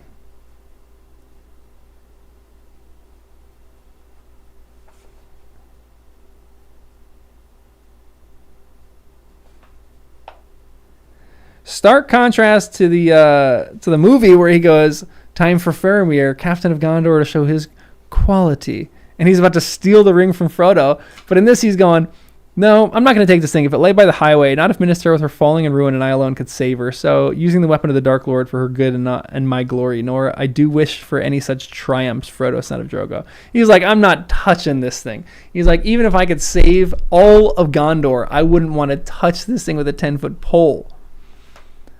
This is so good. And yes, here the film Faramir knew about the ring and he wanted it. I hated Jackson's choice. I know, it's a bad choice. Movie-wise, some of it does make sense. They need like some kind of weakness in some of these characters, but they're just so well-rounded in the book. They're just like such people to aspire to be like. Faramir is so good. Faramir knows some battles you win not by fighting them. He is still showing his quality. Exactly. He's so much higher quality here.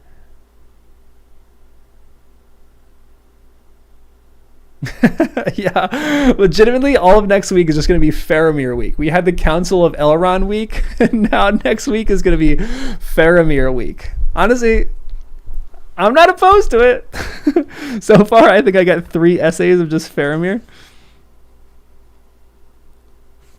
This is so good. Best line is upcoming. Okay, I'm excited. Okay, let's keep reading to the end of this little part right here. Another 3 paragraphs. Neither did the council, said Frodo, nor do I. I would have nothing to do with such matters. For myself, said Faramir, I would see the white tree in flower again, and the courts of the kings, and the silver crown return, and Minas Tirith in peace. Minas Anor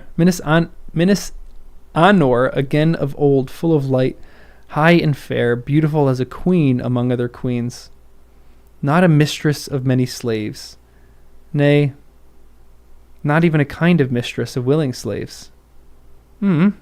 That's really great. I love that. War must be, while we defend our lives against a destroyer who would devour all. But I do not love the bright sword for its sharpness, nor the arrow for its swiftness, nor the warrior for his glory. I love only that which they defend, the city of the men of Numenor.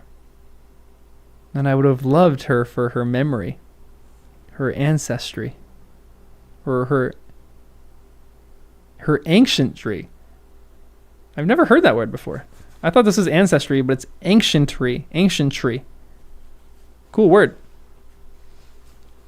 Her beauty and her present wisdom.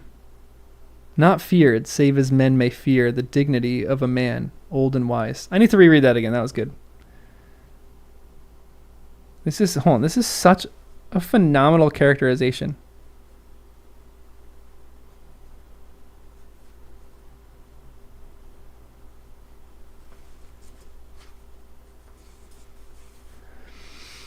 But I do not, he goes, war must be, while we defend our lives against a destroyer who would devour all. But I do not love the bright sword for its sharpness, nor the arrow for its swiftness, nor the warrior for his glory. I love only that which they defend, the city of the men of Numenor. And I would have loved her for her memory, her ancientry, her beauty, and her present wisdom. Not feared, save as many men may fear the dignity of a man, old and wise. Oh my gosh. Ancientry is better. Ancientness, yeah. Man. This is just, it's such good writing. It is like crushingly good writing. Good writing like this makes me mad. Because it makes me mad how good of a writer this man was. And that we don't have more of his books. Man.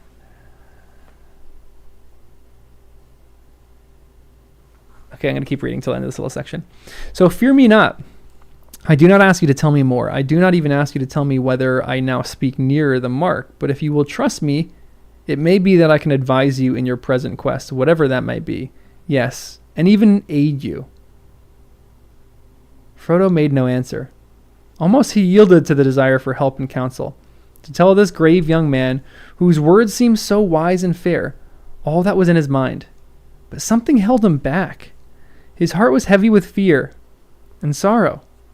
If he and Sam were indeed, as seemed likely, all that was now left of the 9 walkers... Wait, hold on. Oh, for a half second there, I thought he was talking about the ring race, and they're becoming like the ring race. The 9 walkers being the 9 fellowship members. Like, they had the 9 fellowship members to offset the 9. Okay. that put me a little at ease for a second. Or at ill at ease. His heart was heavy with fear and sorrow. If he and Sam were indeed, as seemed likely, all that was now left of the 9 walkers, then he was in sole command of their secret and their errand. Better mistrust undeserved than rash words. And the memory of Boromir, of the dreadful change that the lore of the ring had worked in him, was very present to his mind. When he looked at Faramir and listened to his voice, unlike they were, yet also much akin. Interesting. Now they're 9 flyers, I know. 9 walkers versus the 9 riders versus the 9 flyers. That's actually kind of interesting. This is I want Frodo to trust him here and to get counsel from Faramir. Because Faramir seems like a trustworthy person. I would be 100% for, I would be 100% for Frodo trusting him in this moment. I think he's going to prove his trustworthiness by just the things that he said. But I think Frodo's being wise here, not being overly trusting of this person that he really doesn't know. So I think it's good that he's holding it back a little bit. I think he's doing something. I think he's wise, but I want him to trust here because I think we kind of know Faramir. No, he's good. They walked on in silence for a while, passing like gray and green shadows under the old trees, their feet making no sound. Above them, many birds sang, and the sun glistening on the polished roof of the dark leaves and the evergreen woods of Ithilien. Sam had taken no part in the conversation, though he had listened, and at the same time he had attended with his keen hobbit ears to all the soft woodland noises about them.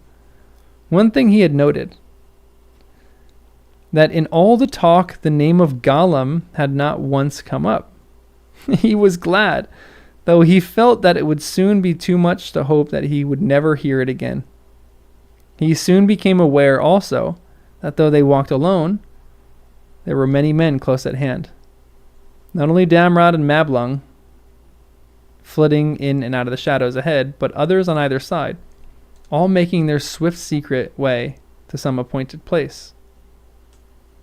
Once, looking suddenly back as if some prickle of the skin told him that he was watching from behind, or that he was watched from behind, and he thought he caught a brief glimpse of a small dark shape slipping behind a tree trunk.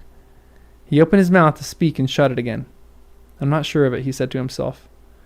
And why should I remind them of the old villain, if they choose to forget him? I wish I could. Poor Sam. Poor Sam in this moment just wants to be rid of Gollum and cannot. No matter where he goes, he can't be rid of Gollum.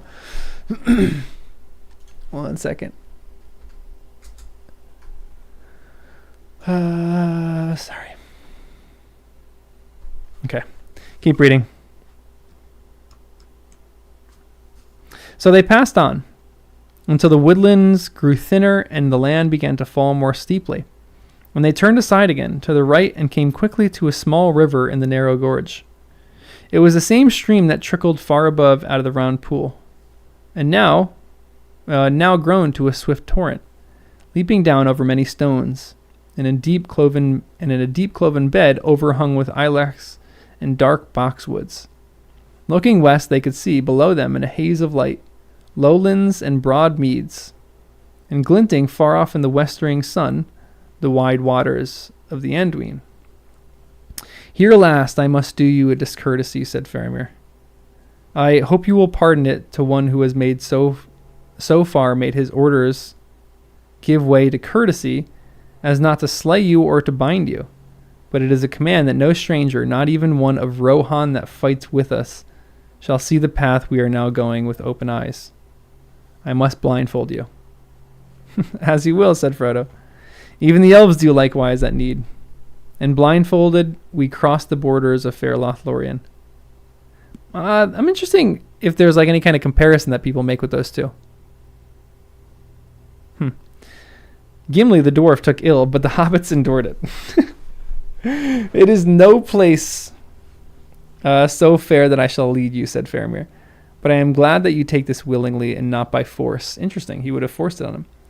He called softly, and immediately Mablung and Damrod stepped out of the trees and came back to him. Blindfold these guests, said Faramir.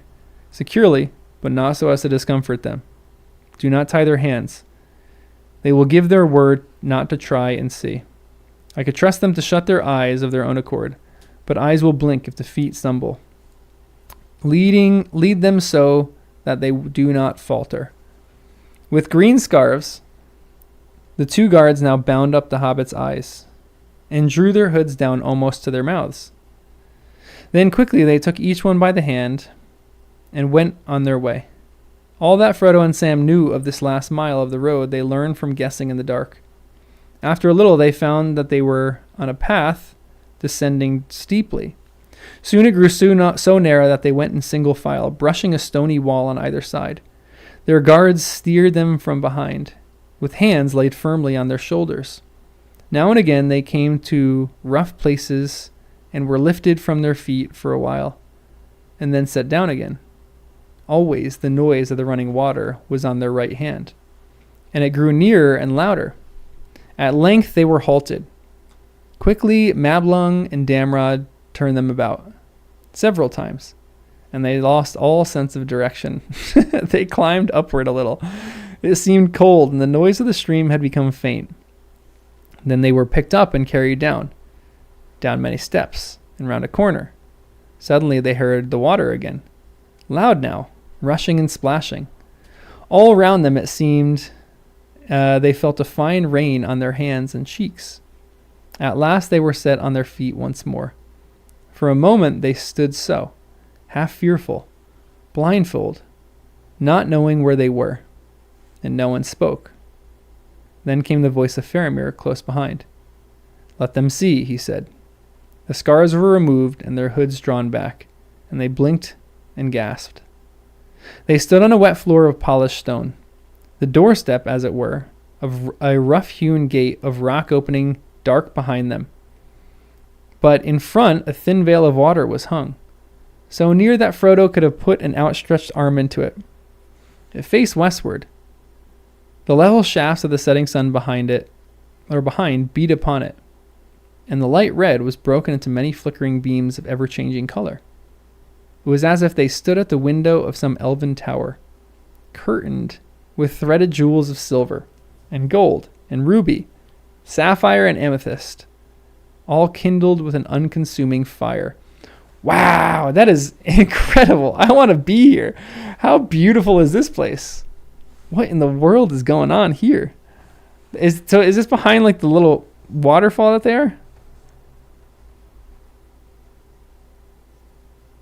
Beautiful. Wow. The 9 Walkers versus the 9 Riders. The baseball doubleheader we've been waiting for. Honestly, there's like some YouTube videos in that. Someone's got to make like a CGI version of the 9 Walkers versus the 9 Riders. Sorry, give me 1 second. I got to text someone.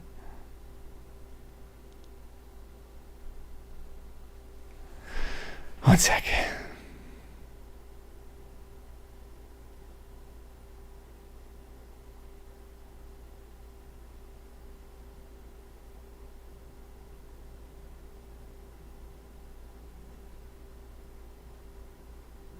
All right, we're good. If you're wondering about making a video, then you should be comparing and contrasting two blindfolded places. Tolkien and Lewis wrote what they did because there wasn't enough of what they liked to read. Yeah, honestly, the comparison between the two places that they blindfolded would be kind of an interesting place. It's like, honestly, in my opinion, Lothlorien, like the greatest place of the elves on Middle Earth, and Ithilien seems like the greatest place of the realm of men, but like one that's fallen into ruin and disrepair almost. Anyway, let's keep reading. Let's keep reading. At least by good chance we came at the right hour to reward you for your patience, said Faramir. This is the window of the sunset, Henneth Noon, fairest of all the falls of Ithilien, land of many fountains. Few strangers have ever seen it, but there is no kingly hall behind to match it. Enter now and see. Even as he spoke, the sun sank, and the fire faded in the flowing water. Ooh, wow. Listen to the alliteration here. Even as he spoke, the sun sank. Even as he spoke, the sun sank, and the fire faded in the flowing water. Ooh, wow, that is pleasing to the lips. Even as he spoke, the sun sank. It's like there's a really good poem by Gerard Manley Hopkins that does that. As kingfishers catch fire, dragonflies draw flame. As tumbled over rim and roundy wall, stones ring like each tuck string tells. Each hung bell's bow swung finds tongue to fling out broad its name. It's a great poem. I memorized it one time. I don't know if I could recite the whole thing. They turned and passed under the low, forbidding arch. At once they found themselves in a rock chamber, wide and rough, with an uneven stooping roof. A few torches were kindled and cast a dim light on the glistening walls. Many men were already there. Others were still coming in, by twos and threes, through a dark, narrow door on one side. As their eyes grew accustomed to the gloom, the hobbits saw that the cave was larger than they had guessed, and was filled with a great store of arms and victuals. Well, here is our refuge, said Faramir. Not a place of great ease, but here you may pass excuse me. Here you may pass in night at peace. Excuse me, sorry. Whew. Well, sorry. It is dry at least, and there is food, though no fire.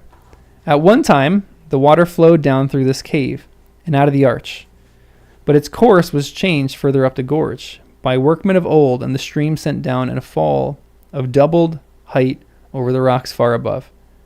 All the ways into this grot were then sealed against the entry of water, or aught else, all save one. There are now but two ways out, that passage yonder by which you entered blindfold, and through the window curtain into the deep bowl filled with knives of stone. Now rest a while until the evening meal is set. The hobbits were taken to a corner and given a low bed to lie on, if they wished. Meanwhile, men busied themselves about the cave, quietly and in orderly quickness. Light tables were taken from the walls and set up on the trestles and laden with gear. This was plain and unadorned for the most part, but all well and fairly made. Round platters, bowls and dishes, glazed brown clay or turned boxwood, smooth and clean.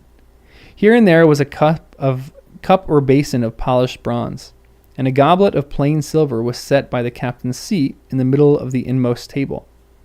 Faramir went about among the men, questioning as he came in a soft voice. Some came back from the pursuit of the Southrons. Others, left behind as scouts near the road, came in latest. All the Southrons had been accounted for, save only the great Mumok. What happened to him, none could say. Of the enemy, no movement could be seen. Not even an orc spy was abroad. You saw and heard nothing, Anborn, Faramir asked of the latest comer. Well, no, lord, said the man. No orc at least. But I saw, or thought I saw, something a little strange. It was getting deep dusk, when the eyes made things greater than they should be. So perhaps it may have been no more than a squirrel. Sam prickled up his ears. Yet if so, it was a black squirrel, and I saw no tail. So does that mean Gollum's skin is dark and black rather than white in the movies? I know there's a debate about that. Is that proof? I don't know. Yet, if so, it was a black squirrel, and I saw no tail. 'Twas like a shadow on the ground, and it whisked behind a tree trunk when I drew nigh and went up. Aloft, as swift as any squirrel could. You will not have us slay wild beasts for no purpose. Okay, that's a small line, but it shows me that Faramir is a trustworthy guy. You will not have us slay wild beasts for no purpose. And it seemed no more, so I tried no arrow. Faramir loves animals. Honestly, that's like a huge thing. It's like a small little bit of thing, but I think that's kind of great. I don't know. Kind of like that. Okay, let's keep going. Faramir breaks for animals. Absolutely. I think that's great. I think that's fantastic. I love that he breaks for animals. It was too dark for sure shooting anyway, and the creature was gone into the gloom of the leaves in a twinkling. But I stayed for a while, for it seemed strange, and then I hastened back. I thought I heard the thing hiss at me from high above as I turned away. A large squirrel, maybe, perhaps under the shadow of the unnamed. Some of the beasts of Mirkwood are wandering hither to our wood. They have black squirrels there, 'tis said. Wait.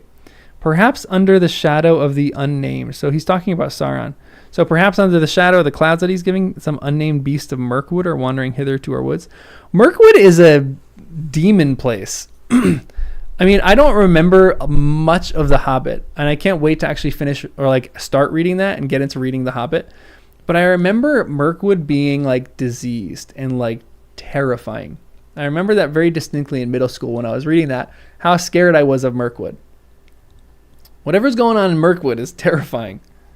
Faramir does not slay man or beast needlessly. I think that's great. He's actually right that Gollum comes from Mirkwood. Yeah, actually, that's actually a fantastic point. He's kind of right. Where does Gollum come from originally? I wonder if there's like lore on that or tales on that. He's way close to being right in just his guess. Yeah, there's a lot of people who are guessing in this chapter who are kind of right, who are kind of nailing it. It's actually really fascinating. Perhaps, said Faramir, but that would be an ill omen if it were so. We do not want the escapes of Mirkwood in Ithilien. Sam fancied that he gave a swift glance toward the hobbits as he spoke, but Sam said nothing. For a while, he and Frodo lay back and watched the torchlight, and the men moved to and fro, speaking in hushed voices. Then suddenly, Frodo fell asleep. Sam struggled with himself, arguing this way and that. He may be all right, he thought, and then he may not. Fair speech may hide a foul heart. He yawned. I could sleep for a week, and I'd be better for it. And what can I do? If I do keep awake, me all alone, and all these great men about. Nothing, Sam Gamgee. But you've got to keep awake all the same. And somehow, he managed it. The light faded from the cave door, and the gray veil of falling water grew dim and was lost in the gathering shadow. Always the sound of water went on, never changing its note. Morning or evening or night. It murmured and whispered of sleep. Sam stuck his knuckles in his eyes. That is actually hilarious. And it's also kind of tragic because I'm like, you need sleep. Sam needs sleep. I'm curious if he's going to have some kind of issue because he's not sleeping well. Like later on in the text, are we going to get some note that like Sam is like walking and he's like literally collapsing because he cannot sleep? Because it's cute. It's actually a really interesting note. There could be an essay somewhere in this about that, where he wants to, like, realistically, Sam is he's acting so that this is gonna sound weird. He's acting he's acting in an accord so that he can sleep at night, but he's not sleeping at night. He's acting in doing something so that his conscience can be calm. But he's gonna start walking and he's gonna literally fall asleep as he's walking. He's going to die. No more torches were being lit. A cask of wine was broached. Storage barrels were being opened. Men were fetching water from the falls. Some were laving their hands in basins. A wide copper bowl and a white cloth were brought to Faramir, and he washed. "Wake our guests," he said, "and take them water. It is time to eat." Frodo sat up and yawned and stretched. Sam, not used to being waited on, looked with some surprise at the tall man who bowed, holding a basin of water before him. "Put it on the ground, master, if you please," he said. "Easier for me and you." Then, to the astonishment and amusement of the men, he plunged his head into the cold water and splashed his neck and ears. "Is it the custom in your land to wash the head before supper?" said the man who waited on the hobbits. "No, before breakfast," said Sam. "But if you're short of sleep on if you're short of sleep, cold water in the neck's like rain on a wilted lettuce." If you're short of sleep on cold water. If you're short of sleep, cold water on the neck's like rain on a wilted lettuce. That is a great line. I'm going to start using that in everyday speech. If I'm tired, I'm going to put some cold water on me, and I'm going to say, "Cold water is on the neck's like rain on wilted lettuce." There, now I can keep awake long enough to eat a bit. They were led to the seats beside Faramir. Barrels covered with pelts and high enough above the benches of men for their convenience. Before they ate, Faramir and all his men turned and faced west in a moment of silence.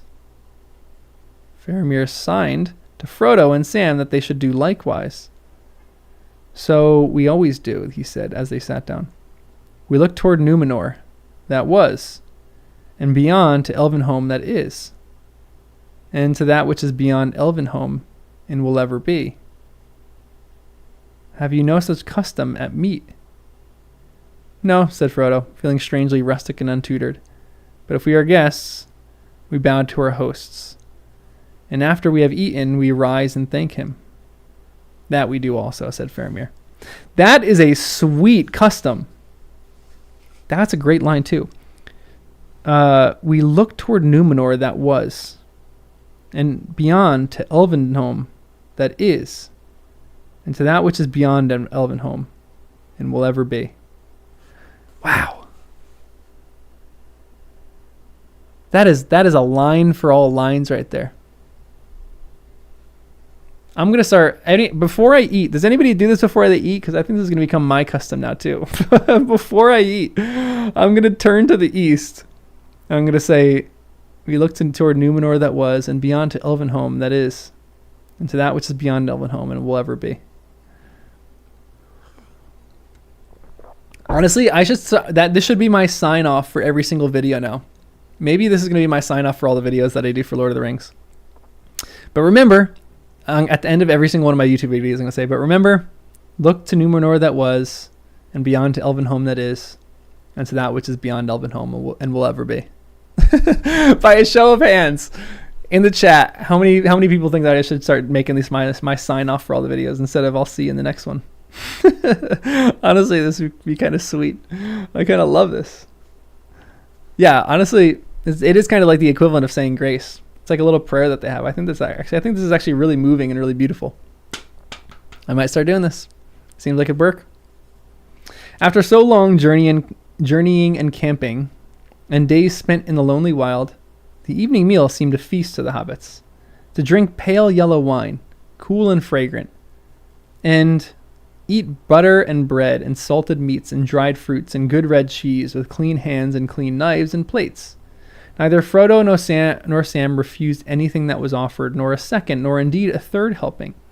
The wine coursed in their veins and tired limbs, and they felt glad and easy of heart, as they had not done since they left the land of Lorien.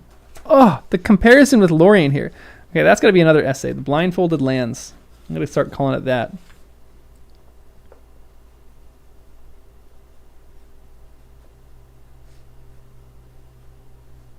Lorien versus Ithilien. That's really interesting. When all was done, Faramir led them to a recess at the back of the cave, partly screened by curtains, and a chair and 2 stools were brought here. A little earthenware lamp burned in a niche. You may soon desire to sleep, he said, and especially good Samwise, who would not close his eyes before he ate, whether for fear of blunting the edge of a noble hunger, or for fear of me, I do not know. That's actually hilarious. For fear of blunting the edge of a good sleep. What does he say? For fear of blunting the edge of a noble hunger. It's like Sam's so hungry he doesn't want to fall asleep to forget his hunger, so he stays awake so that his hunger can be better satiated. That's great. There's also a fly flying around me if you guys see it, and it's annoying. Sam ate a lot. He's going to be in a food coma soon. Ithilien was the Garden of Gondor, and Sam's box of dirt is from Galadriel's garden. Ooh, another great comparison. I'm going to write that down. Thank you, Helly. Dirt and gardens. That's going in the essay. This is so good. You may soon desire to sleep, he said, and especially good Samwise, who would not close his eyes before he ate, whether for fear of blunting the edge of noble hunger, or for fear of me, I do not know. But it is not good to sleep too soon after meat, and that following a fast. Let us talk for a while. On your journey from Rivendell, there must have been many things to tell. And you, too, would perhaps wish to learn something of us, and the lands where you are now. Tell me of Boromir, my brother, and of old Mithrandir, and of the fair people of Lothlorien. Frodo no longer felt sleepy, and he was willing to talk. But though the food and wine had put him at ease, he had not lost all his caution. Sam was beaming and humming to himself. But when Frodo spoke, he was at first content to listen, only occasionally venturing to make an exclamation of agreement. Frodo told many tales, yet always he steered the matter away from the quest of the company, and from the ring, enlarging rather on the valiant part of Boromir, on the valiant part Boromir had played in all their adventures, with the wolves of the wild in the snows under Caradhras, and in the mines of Moria where Gandalf fell. Faramir was most moved by the story of the fight on the bridge. Yes, so am I. So am I. Oh my gosh, so good. It must have irked Boromir to run from orcs, he said, or even from the fell thing you name, the Balrog, even though he was last to leave. He's growing a little admiration for his brother here. He was the last, said Frodo, but Aragorn was forced to lead us. He alone knew the way after Gandalf's fall. But had there not been a lesser folk to care for, I do not think that either he or Boromir would have fled. Dang. Maybe it would have been better had Boromir fallen there with Mithrandir, said Faramir, and not gone on to the fate that awaited above the falls of Rhoros. Wow. That's crazy.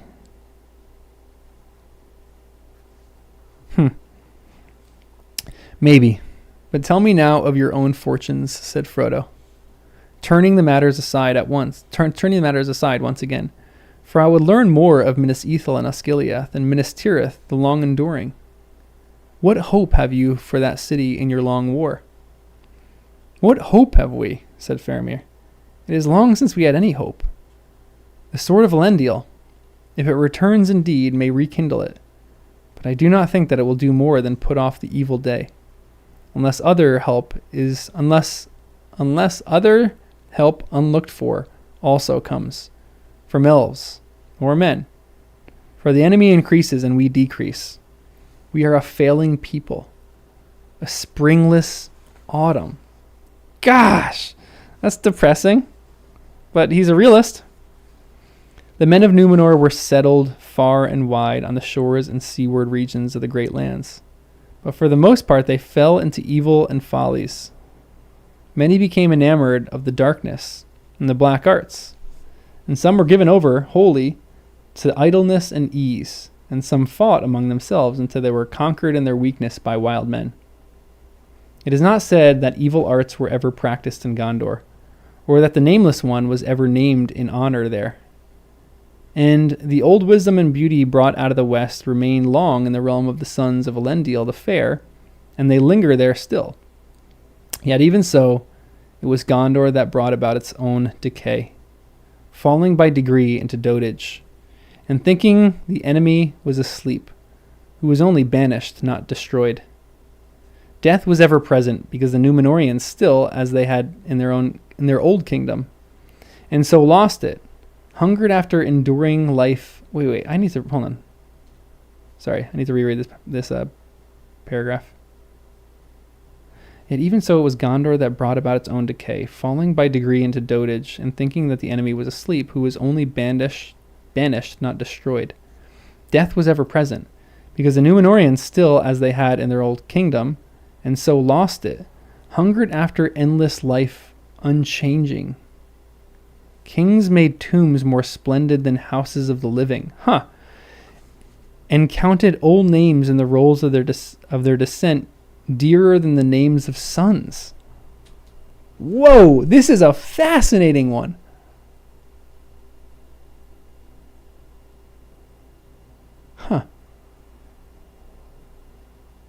On page 322. Ooh, nice. Okay. Hold on. This is another essay. The danger of looking to ever present, because the Númenóreans still, death was ever present, because the Númenóreans still, as they had in their old kingdom, and so lost it, hungered after endless life unchanging. Kings made tombs more splendid than houses of the living, and counted old names in the rolls of their descendants dearer than the names of sons. Childless lords sat in aged halls, musing on heraldry in secret chambers. Withered men compounded strong elixirs, or in high cold towers asked questions of the stars. And the last king of the line of Anarion had no heir. Dang. That's crazy. I need to reread that a bunch of times and try to decipher that. That's such a good paragraph. But the stewards were wiser and more fortunate. Wiser, for they recruited the strength from our people, from the sturdy folk of the sea coast. Hey, it's the first time I feel like we've heard the sea. Hold on, Anarion was Elendil's younger son. Interesting that they're inspired by Egypt. That also makes sense. I feel like that's kind of what they do. And this is, it feels strange, some of these places that they focus more on the dead than the living, making nicer homes. It seems like Gondor would do that, making their tombs nicer than their actual homes that they're living in. The seacoast, and from the hardy mountaineers of arid Nimrace, and they made a truce with the proud people of the north, who often had assailed us, men of fierce valor, but our kin from afar off, unlike the wild Easterlings or the cruel Haradrim. And they made a truce with the proud people of the north. Was this Aragorn's line? Aragorn's from the north. So is he talking about the line from where Aragorn is from, the northern Númenóreans?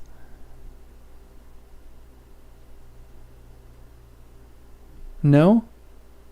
What is he talking about here? Anarian's line was Gondor. Isildur's was Arnor. Okay, Elendil was the High King of both. Aragorn is the last line of Isildur. Gotcha. So Isildur is Arnor. Is Arnor in the north? Read and find out. I know. Keep reading about the Northmen. All right. I'm going to keep reading. I love the RIFO. Hold on, I got to highlight this paragraph. Very good. Very, very good paragraph. Where am I? So it came to pass in the days of Kiran, the 12th steward, and my father is the 6th and 20th. Wow. That they rode to our aid at the great field of Celebrant. They destroyed our enemies that had seized our northern provinces. These are the Rohirrim, as we name them. Masters of horses. Whoa! That's mind-blowing. And we ceded to them the fields of Kalinardan, that are since called Rohan, for that province had long been sparsely peopled. And they became our allies and have ever proved true to us, aiding us at need, and guarding our northern marches and the gap of Rohan. Whoa, that's crazy. I didn't know that before, that Rohan is actually... Sorry, is my mic peaking like crazy? Has it been peaking this whole time? I just keep seeing it peak right there. I'm going to turn it down a little bit. So this is crazy to me. So Rohan was a part of Gondor? So Rohan was the northern kingdom of Gondor. Am I wrong about that? Give me some lore here, guys. Am I totally off base on that? Rohan is the northern kingdom of Gondor that they kind of gave.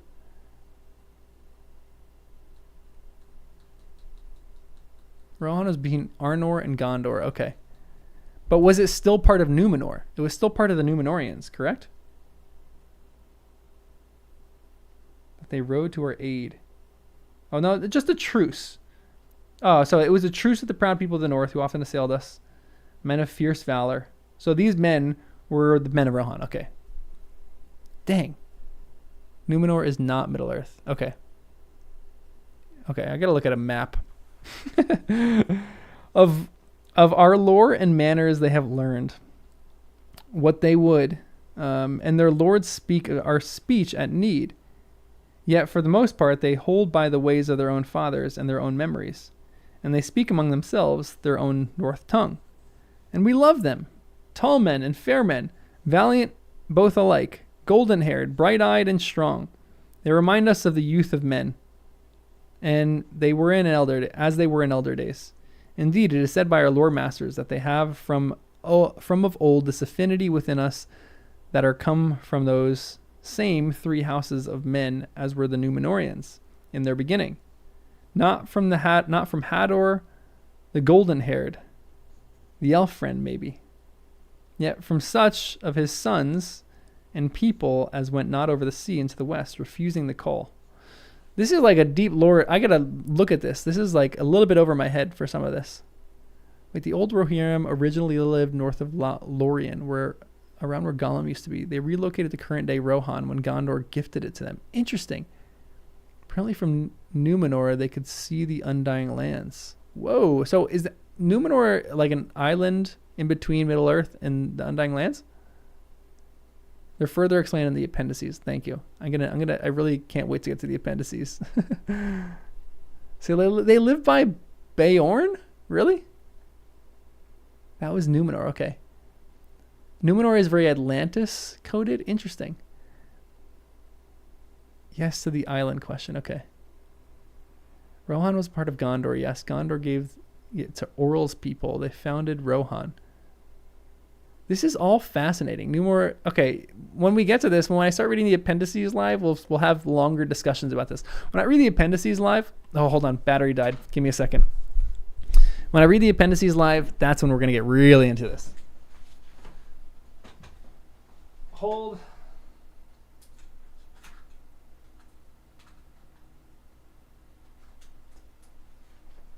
I think we're back.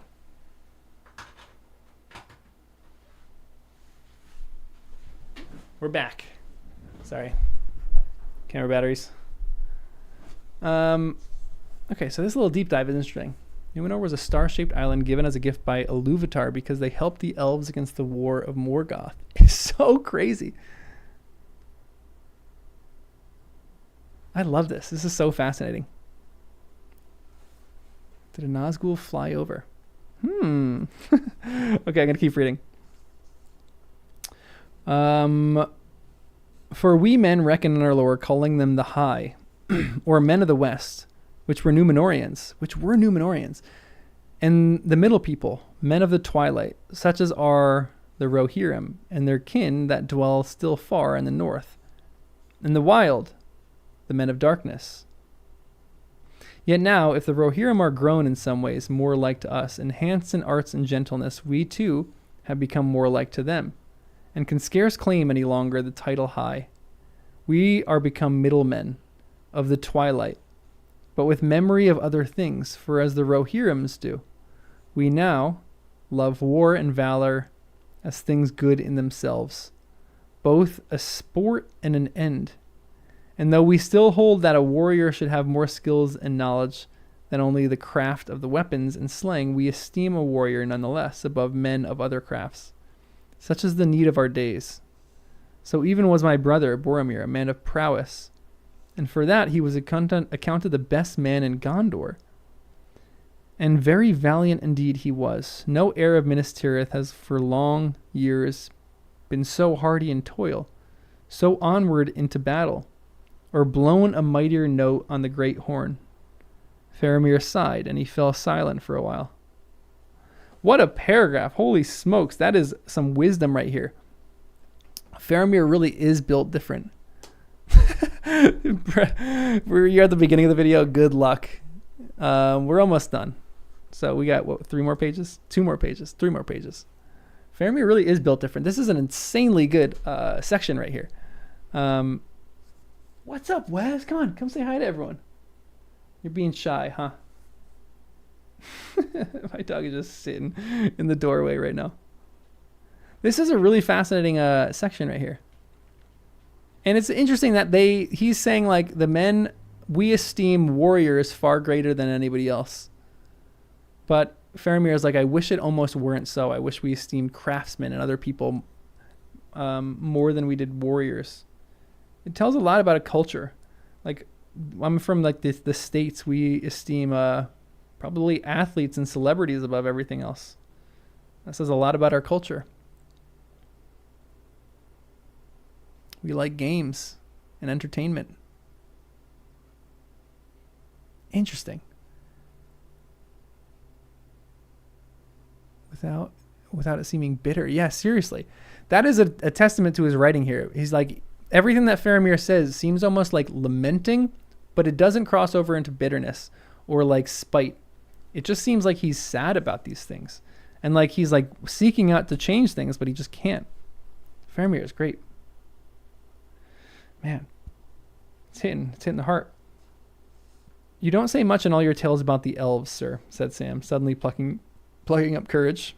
He had noted that Faramir seemed to refer to elves with reverence, and this even more in his courtesy, and his food and wine had won, even more than his courtesy and his food and wine had won Sam's respect and quieted his suspicions. No, indeed, Master Samwise, said Faramir, for I am not learned in elf lore. But there you touch upon another point in which we have changed, declining from Numenor to Middle-earth. For as you may know, if Mithrandir was your companion and you have spoken with Elrond, the Edain, the fathers of the Númenóreans, fought beside the elves in the first wars, and were rewarded by the gifts of the kingdom in the midst of the sea. Interesting, within sight of Elvenhome. So this is Númenor. But in Middle-earth, men and elves became estranged in the days of darkness by the arts of the enemy, and by the slow changes of time in which each kind walked further down their sundered roads. Men now fear and misdoubt the elves, and yet know little of them. And we of Gondor grow like other men, like the men of Rohan. For even they, who are foes of the Dark Lords, shun the evil and speak of the Golden Wood with dread. Yet there are among us still some who have dealings with the elves when they may. And ever and anon one will go in secret to Lorien, seldom to return. Not I, for I deem it perilous now for mortal man willfully to seek out the elder people. Yet I envy you that have spoken with the White Lady. Whoa, so Gimli would love Faramir. Gimli, if Gimli was in this conversation right now, he would be falling on his face, kissing the hand of Faramir, because he's speaking well of Galadriel. The Lady of Lorien, Galadriel, cried Sam. You should see her. Indeed you should, sir. I am only a hobbit, and gardening's my job at home, sir, if you understand me. I'm not much good at poetry, not at making it. A bit of a comic rhyme, perhaps, now and again. You know, but not real poetry. So I can't tell you what I mean. It ought to be sung. You'd have to get Strider, Aragorn that is, or old Mr. Bilbo for that. Oh, I love that he thinks old Mr. Bilbo's poetry is like worthy of brilliance. That's so cute. Where was I? But I wish I could make a song about her. Beautiful she is, sir, lovely, sometimes like a great tree in flower, sometimes like a white daffodilly, small and slender like, hard as diamonds, soft as moonlight, warm as sunlight, cold as frost in the stars, proud and afar as a snow mountain, and as merry as any lass I ever saw with daisies in her hair in springtime. But that's a lot of nonsense, and all wide of my mark. That's so cute though, because he's actually like very poetic in what he says. That's a great little section. I know, yet the irony is that Sam is so poetic here.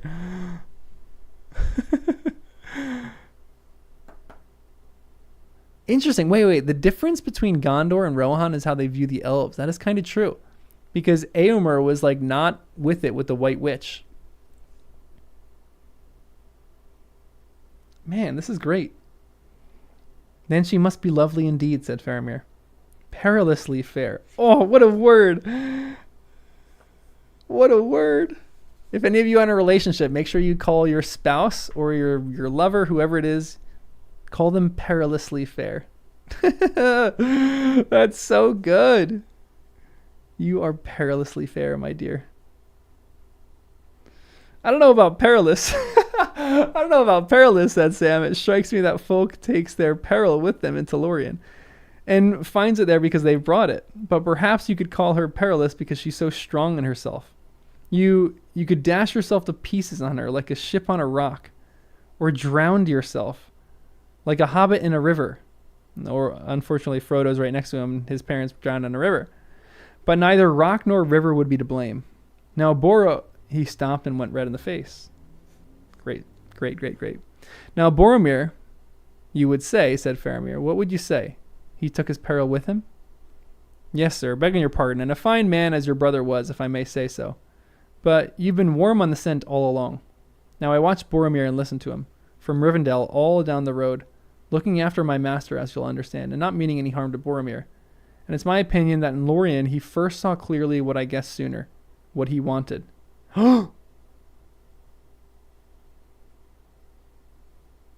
the moment he first saw it, he wanted the enemy's ring. Sam gives it up? No way. Because he's drunk. This is shocking. Oh my gosh. His lack of sleep. Did I call that or what?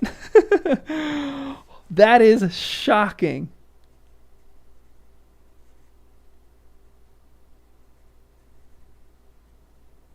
This is an essay. Oh my gosh.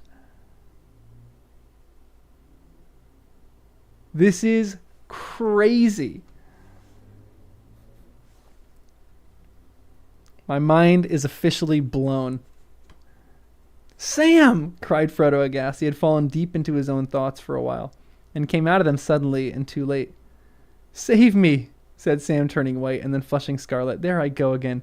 Whenever you open your big mouth, you put your foot in it, the gaffer used to say to me. And right enough, oh dear, oh dear. Now look here, sir. He turned, facing up to Faramir with all the courage that he could muster. Don't you go taking advantage of my master because his servants know better than a fool. You've spoken very handsome all along. Put me off my guard, talking of elves and all. But handsome is as handsome does, we say. Now's the chance to show your quality. Oh, he uses that line. This is so good. I am so curious what Faramir is going to say. This is so interesting. Faramir did tell Sam to let Frodo do the talking as they were outside. I know, seriously, this is so crazy. So it seems, said Faramir, slowly and very softly, with a strange smile. So that is the answer to all the riddles. The one ring that was brought, or that was thought to have perished from the world. And Boromir tried to take it by force. And you escaped. Okay, so first of all, we're going to keep reading, obviously, but this a little Tolkien writing is so good because it seems like Faramir is actually going to take the ring from him here. Because it says, so it seems, said Faramir, very slowly and softly, with a strange smile. In the back of your head, I'm going, He's going to take the ring from Frodo. And ran all the way to me. And here in the wild I have you, 2 halflings, and a host of men at my call. And the ring of rings, a pretty stroke of fortune. A chance for Faramir, captain of Gondor, to show his quality. Ha! He stood up, very tall and stern, his gray eyes glinting. Frodo and Sam sprang from their stools and set themselves side by side with their backs to the wall, fumbling for their sword hilts. There was a silence. All the men in the cave stopped talking and looked toward them in wonder. But Faramir sat down again in his chair and began to laugh quietly, and then suddenly became grave again. Alas for Boromir. It was too sore a trial, he said. How you have increased my sorrows, you 2 strange wanderers from a far country, bearing the peril of men. But you are less judges of men than I of halflings. We are truth speakers, we men of Gondor. We boast seldom, and then perform or die in the attempt. Not if I found it on the highway would I take it, I said. Even if I were such a man as to desire this thing, and even though I knew not clearly what this thing was when I spoke, still I should take those words as a vow, and be held by them. But I am not such a man, or I am wise enough to know that there are still some perils from which a man must flee. Sit at peace and be comforted, Samwise. If you seem to have stumbled, think that it was fated to be so. Your heart is shrewd as well as faithful, and saw clearer than your eyes. For strange though it may seem, it was safe to declare this to me. It may even help the master that you love. It shall turn to his good if it is in my power. So be comforted, but do not even name this thing again aloud. Once is enough. Whew. Yeah, I feel like that line in the book is almost a jump scare. So I have a question here. I'm curious what you guys think about this. Did Faramir endure a temptation obviously he endured somewhat of a temptation in this moment. But was it somewhat similar to the temptation that Boromir faced? Like, this is a comparison and contrast between these 2 things. So a lot of people talked in the chapter of the Mirror of Galadriel, how like Boromir was essentially offered the ring. That was like the thing that everyone kind of thought he was offered here. And he like faltered in his temptation right there. Later on, this is Faramir redeeming it. This is so good. Guys, this is so good.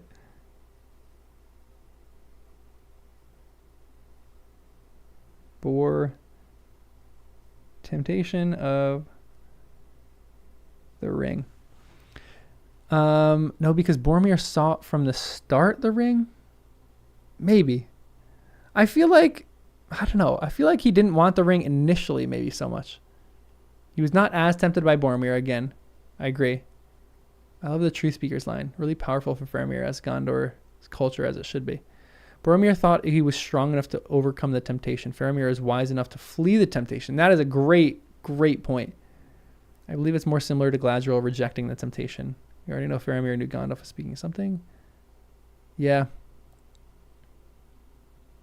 I believe that is more similar to Galadriel rejecting the temptation. I kind of think that's right. But how they deal with the temptation, how each of them deals with the temptation is actually really fascinating. And that line was so good. But I am not such a man, or am I wise enough to know?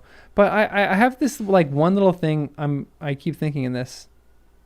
Was he possessed in any way? I don't think he was possessed in like, like demon possession kind of thing. Like, did something, when I was reading this, something almost felt like it washed over him. Like, I know that Tolkien is putting things in there to kind of like make like the reader think that Faramir might take the ring.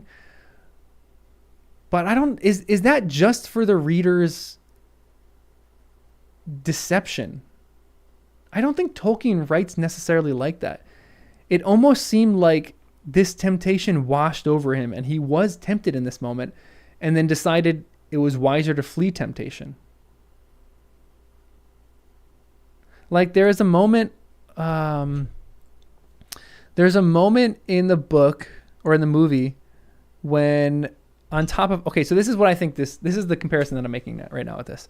On top of Amun Hen, when Frodo offers the ring in the movie, not in the book, when Frodo offers the ring to Aragorn, and then the ring whispers to Aragorn and says, does he just say Aragorn? I think he says Aragorn's name. And then Aragorn closes it over his hand. This feels like what this was, but for Faramir. Like to me, it's like Faramir was so tempted by the ring that he almost heard the whisperings of the ring. And Faramir was like, nope, I'm not having this. No chance. Boromir, this is an essay on temptation, 100%. Even Aragorn would have been corrupted eventually. Yeah, agreed, for sure.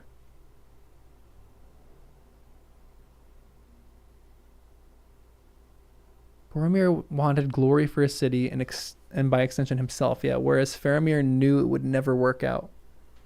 Boromir desired greatness, Faramir did not. Agreed, for sure. It was easier to resist, I think, yeah. Consider how this account of Boromir falling is almost greater pain to his brother. Yeah, that's such a good point. Like, it's almost more difficult. Hi, Wes. What's up, buddy? It's almost more difficult for him just to endure the pain of his brother falling now. This is so well written. I need to like do a deep dive on this and read this a few more times over. But it feels like Faramir really was tempted in this moment. Not just like, oh, like I want the ring kind of temptation. Like, it's like the ring is speaking to him, asking him to come and like take the ring. So this like change that you see in Faramir's disposition feels more real than it is not, to be completely honest. So I don't know. What's up, buddy? Hi. You all right? You eating your dinner? The hobbits came back to their seats and sat very quiet. Men turned back to their drink and their talk, perceiving that the captain had some jest or other with the little guests, and that it was over. Well, Frodo, now at last we understand one another, said Faramir. If you took this thing on yourself, unwilling, at others' asking, then you have pity and honor for me. And I marvel at you, to keep it hid and not to use it. You are new people and a new world to me. You are a new people and a new world to me. Are all your kin of like sort? Your land must be a realm of peace and content. And there must be gardeners and there must gardeners be in high honor. Not all is well there, said Frodo, but certainly gardeners are honored. But folk must grow weary there, even in their gardens, as do all things under the sun of this world. And you are both far from home and wayworn. No more tonight. Sleep, both of you, in peace if you can. Fear not, I do not wish to see it, or to touch it, or know more of it than I know, which is enough. Oh. Lest peril perchance waylay me, and I fall lower in the test. Then Frodo, son of Drogo, go now to rest. First tell me only, if you will, whither you wish to go, and what to do, for I must watch and wait and think. Time passes. In the morning we must go swiftly on the ways appointed to us. Frodo had felt himself trembling as the first shock of fear passed. Now a great weariness came down on him like a cloud. He could dissemble and resist no longer. I was going to find a way into Mordor, he said faintly. I was going to Gorgoroth. I must find the mountain of fire and cast the thing into the gulf of doom. Gandalf said so. I do not think I shall ever get there. Oh, that's tragic. Faramir stared at him for a moment in grave astonishment, then suddenly he caught him as he swayed. And lifting him gently, he carried him to the bed and laid him there, and covered him warmly. At once he fell into a deep sleep. Another bed was set beside him for his servant. Sam hesitated for a moment, then bowing very low, "Good night, Captain, my lord," he said. "You took the chance, sir." "Did I so?" said Faramir. "Yes, sir." You showed your quality, the very highest. Faramir smiled. A pert servant, Master Samwise. But nay, the praise of the praiseworthy is above all rewards. Yet, there was not in this to praise. I had no lure or desire to do other than I have done. Ah, well, sir, said Sam. You did my master. You said my master had an elvish air, and that was good and true. But I can say this. You have an air too, sir. That reminds me of, well, Gandalf, of wizards. Maybe, said Faramir. Maybe you discern from far away the air of Numenor. Good night. That is so good. That's the best end to a chapter that he's ever written. Oh my gosh. I'm a mush right now. That is so good. I love that he recognized the wisdom in him right there and was like, you're like of wizard stock. That was so good. I guess that was actually really interesting too, that Frodo just like was so tired that he almost fainted.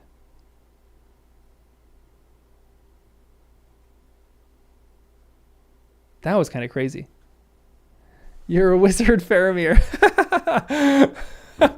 That is so great. That should be the essay title. You're a wizard, Faramir. That is so funny. He's the quiet kid who hikes alone. Oh my gosh, that is so good. That was such a good chapter. That was a top tier chapter. Easily in my top 10 right now after my first read, but I'm going to read it again and it might be in my top 5 or even top 3. That chapter was fantastic. So much to talk about. So many essays are going to come out of that chapter. Oh my gosh. That was so good, guys. That was so good. I have so much to think about and so much to talk about. Lots of Faramir essays coming in the next week. Wait till I get to my Faramir Eowyn chapter. Oh my gosh, I cannot wait. I can't wait to get more Faramir. I hope Faramir is in the next chapter. And the one after that. The next one is the Forbidden Pool. And then at the Crossroads. I'm guessing at the Crossroads might be when they part. I don't know. Oh my gosh. That was such a good chapter. That was one of the best chapters so far. Just from my first reading, I think I recognized that. That was so good. Oh my gosh, that was phenomenal. Guys, thank you so much for watching and joining this journey. We got more essays coming out next week on Faramir and everything that happened in that chapter. Wow. There was a lot. I thought the Faramir discussion, I thought some of the ways that it ended were going to be like, or the ways that the conversation started, I was like, oh, there's like, a few essays about Faramir in here. But then as the chapter kept going on, especially toward the end, I thought they were just going to get into like random conversation, but it was like a Council of Elrond chapter. There was a lot of deep lore about Numenor. I need to read that a few times and just like parse some of that out. Look at a map or something like that. But that was so phenomenal. Yeah, I know everyone's been waiting so long for me to mention actually who Faramir is or see Faramir. That was so good. There's so much to think about and so much to write about in this chapter. So into that one. That was phenomenal. Wow, we did this for 2.5 hours. I love The Lord of the Rings so much. All right, guys, I got to run. Thank you so much for joining me. This is so fun. I cannot wait to keep doing these. These are some of my favorite things. I love writing the essays, but honestly, doing these live reads are so fun. I am having so much of a good time doing these. So, with that being said, I will see you guys in the next one. Hold on. I'll see you guys in the next one. I got to figure this out. 1 second. Everyone stay. No one leave yet. No one move a muscle.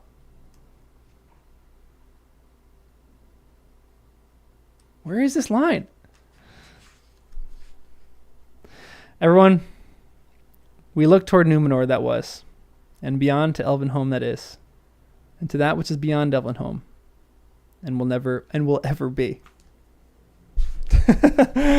I will see you guys later. That's going to be the sign off for all the videos from now on. Oh my gosh, that was so phenomenal. That whole chapter, top tier chapter, one of the best in the entire book. Bye, guys.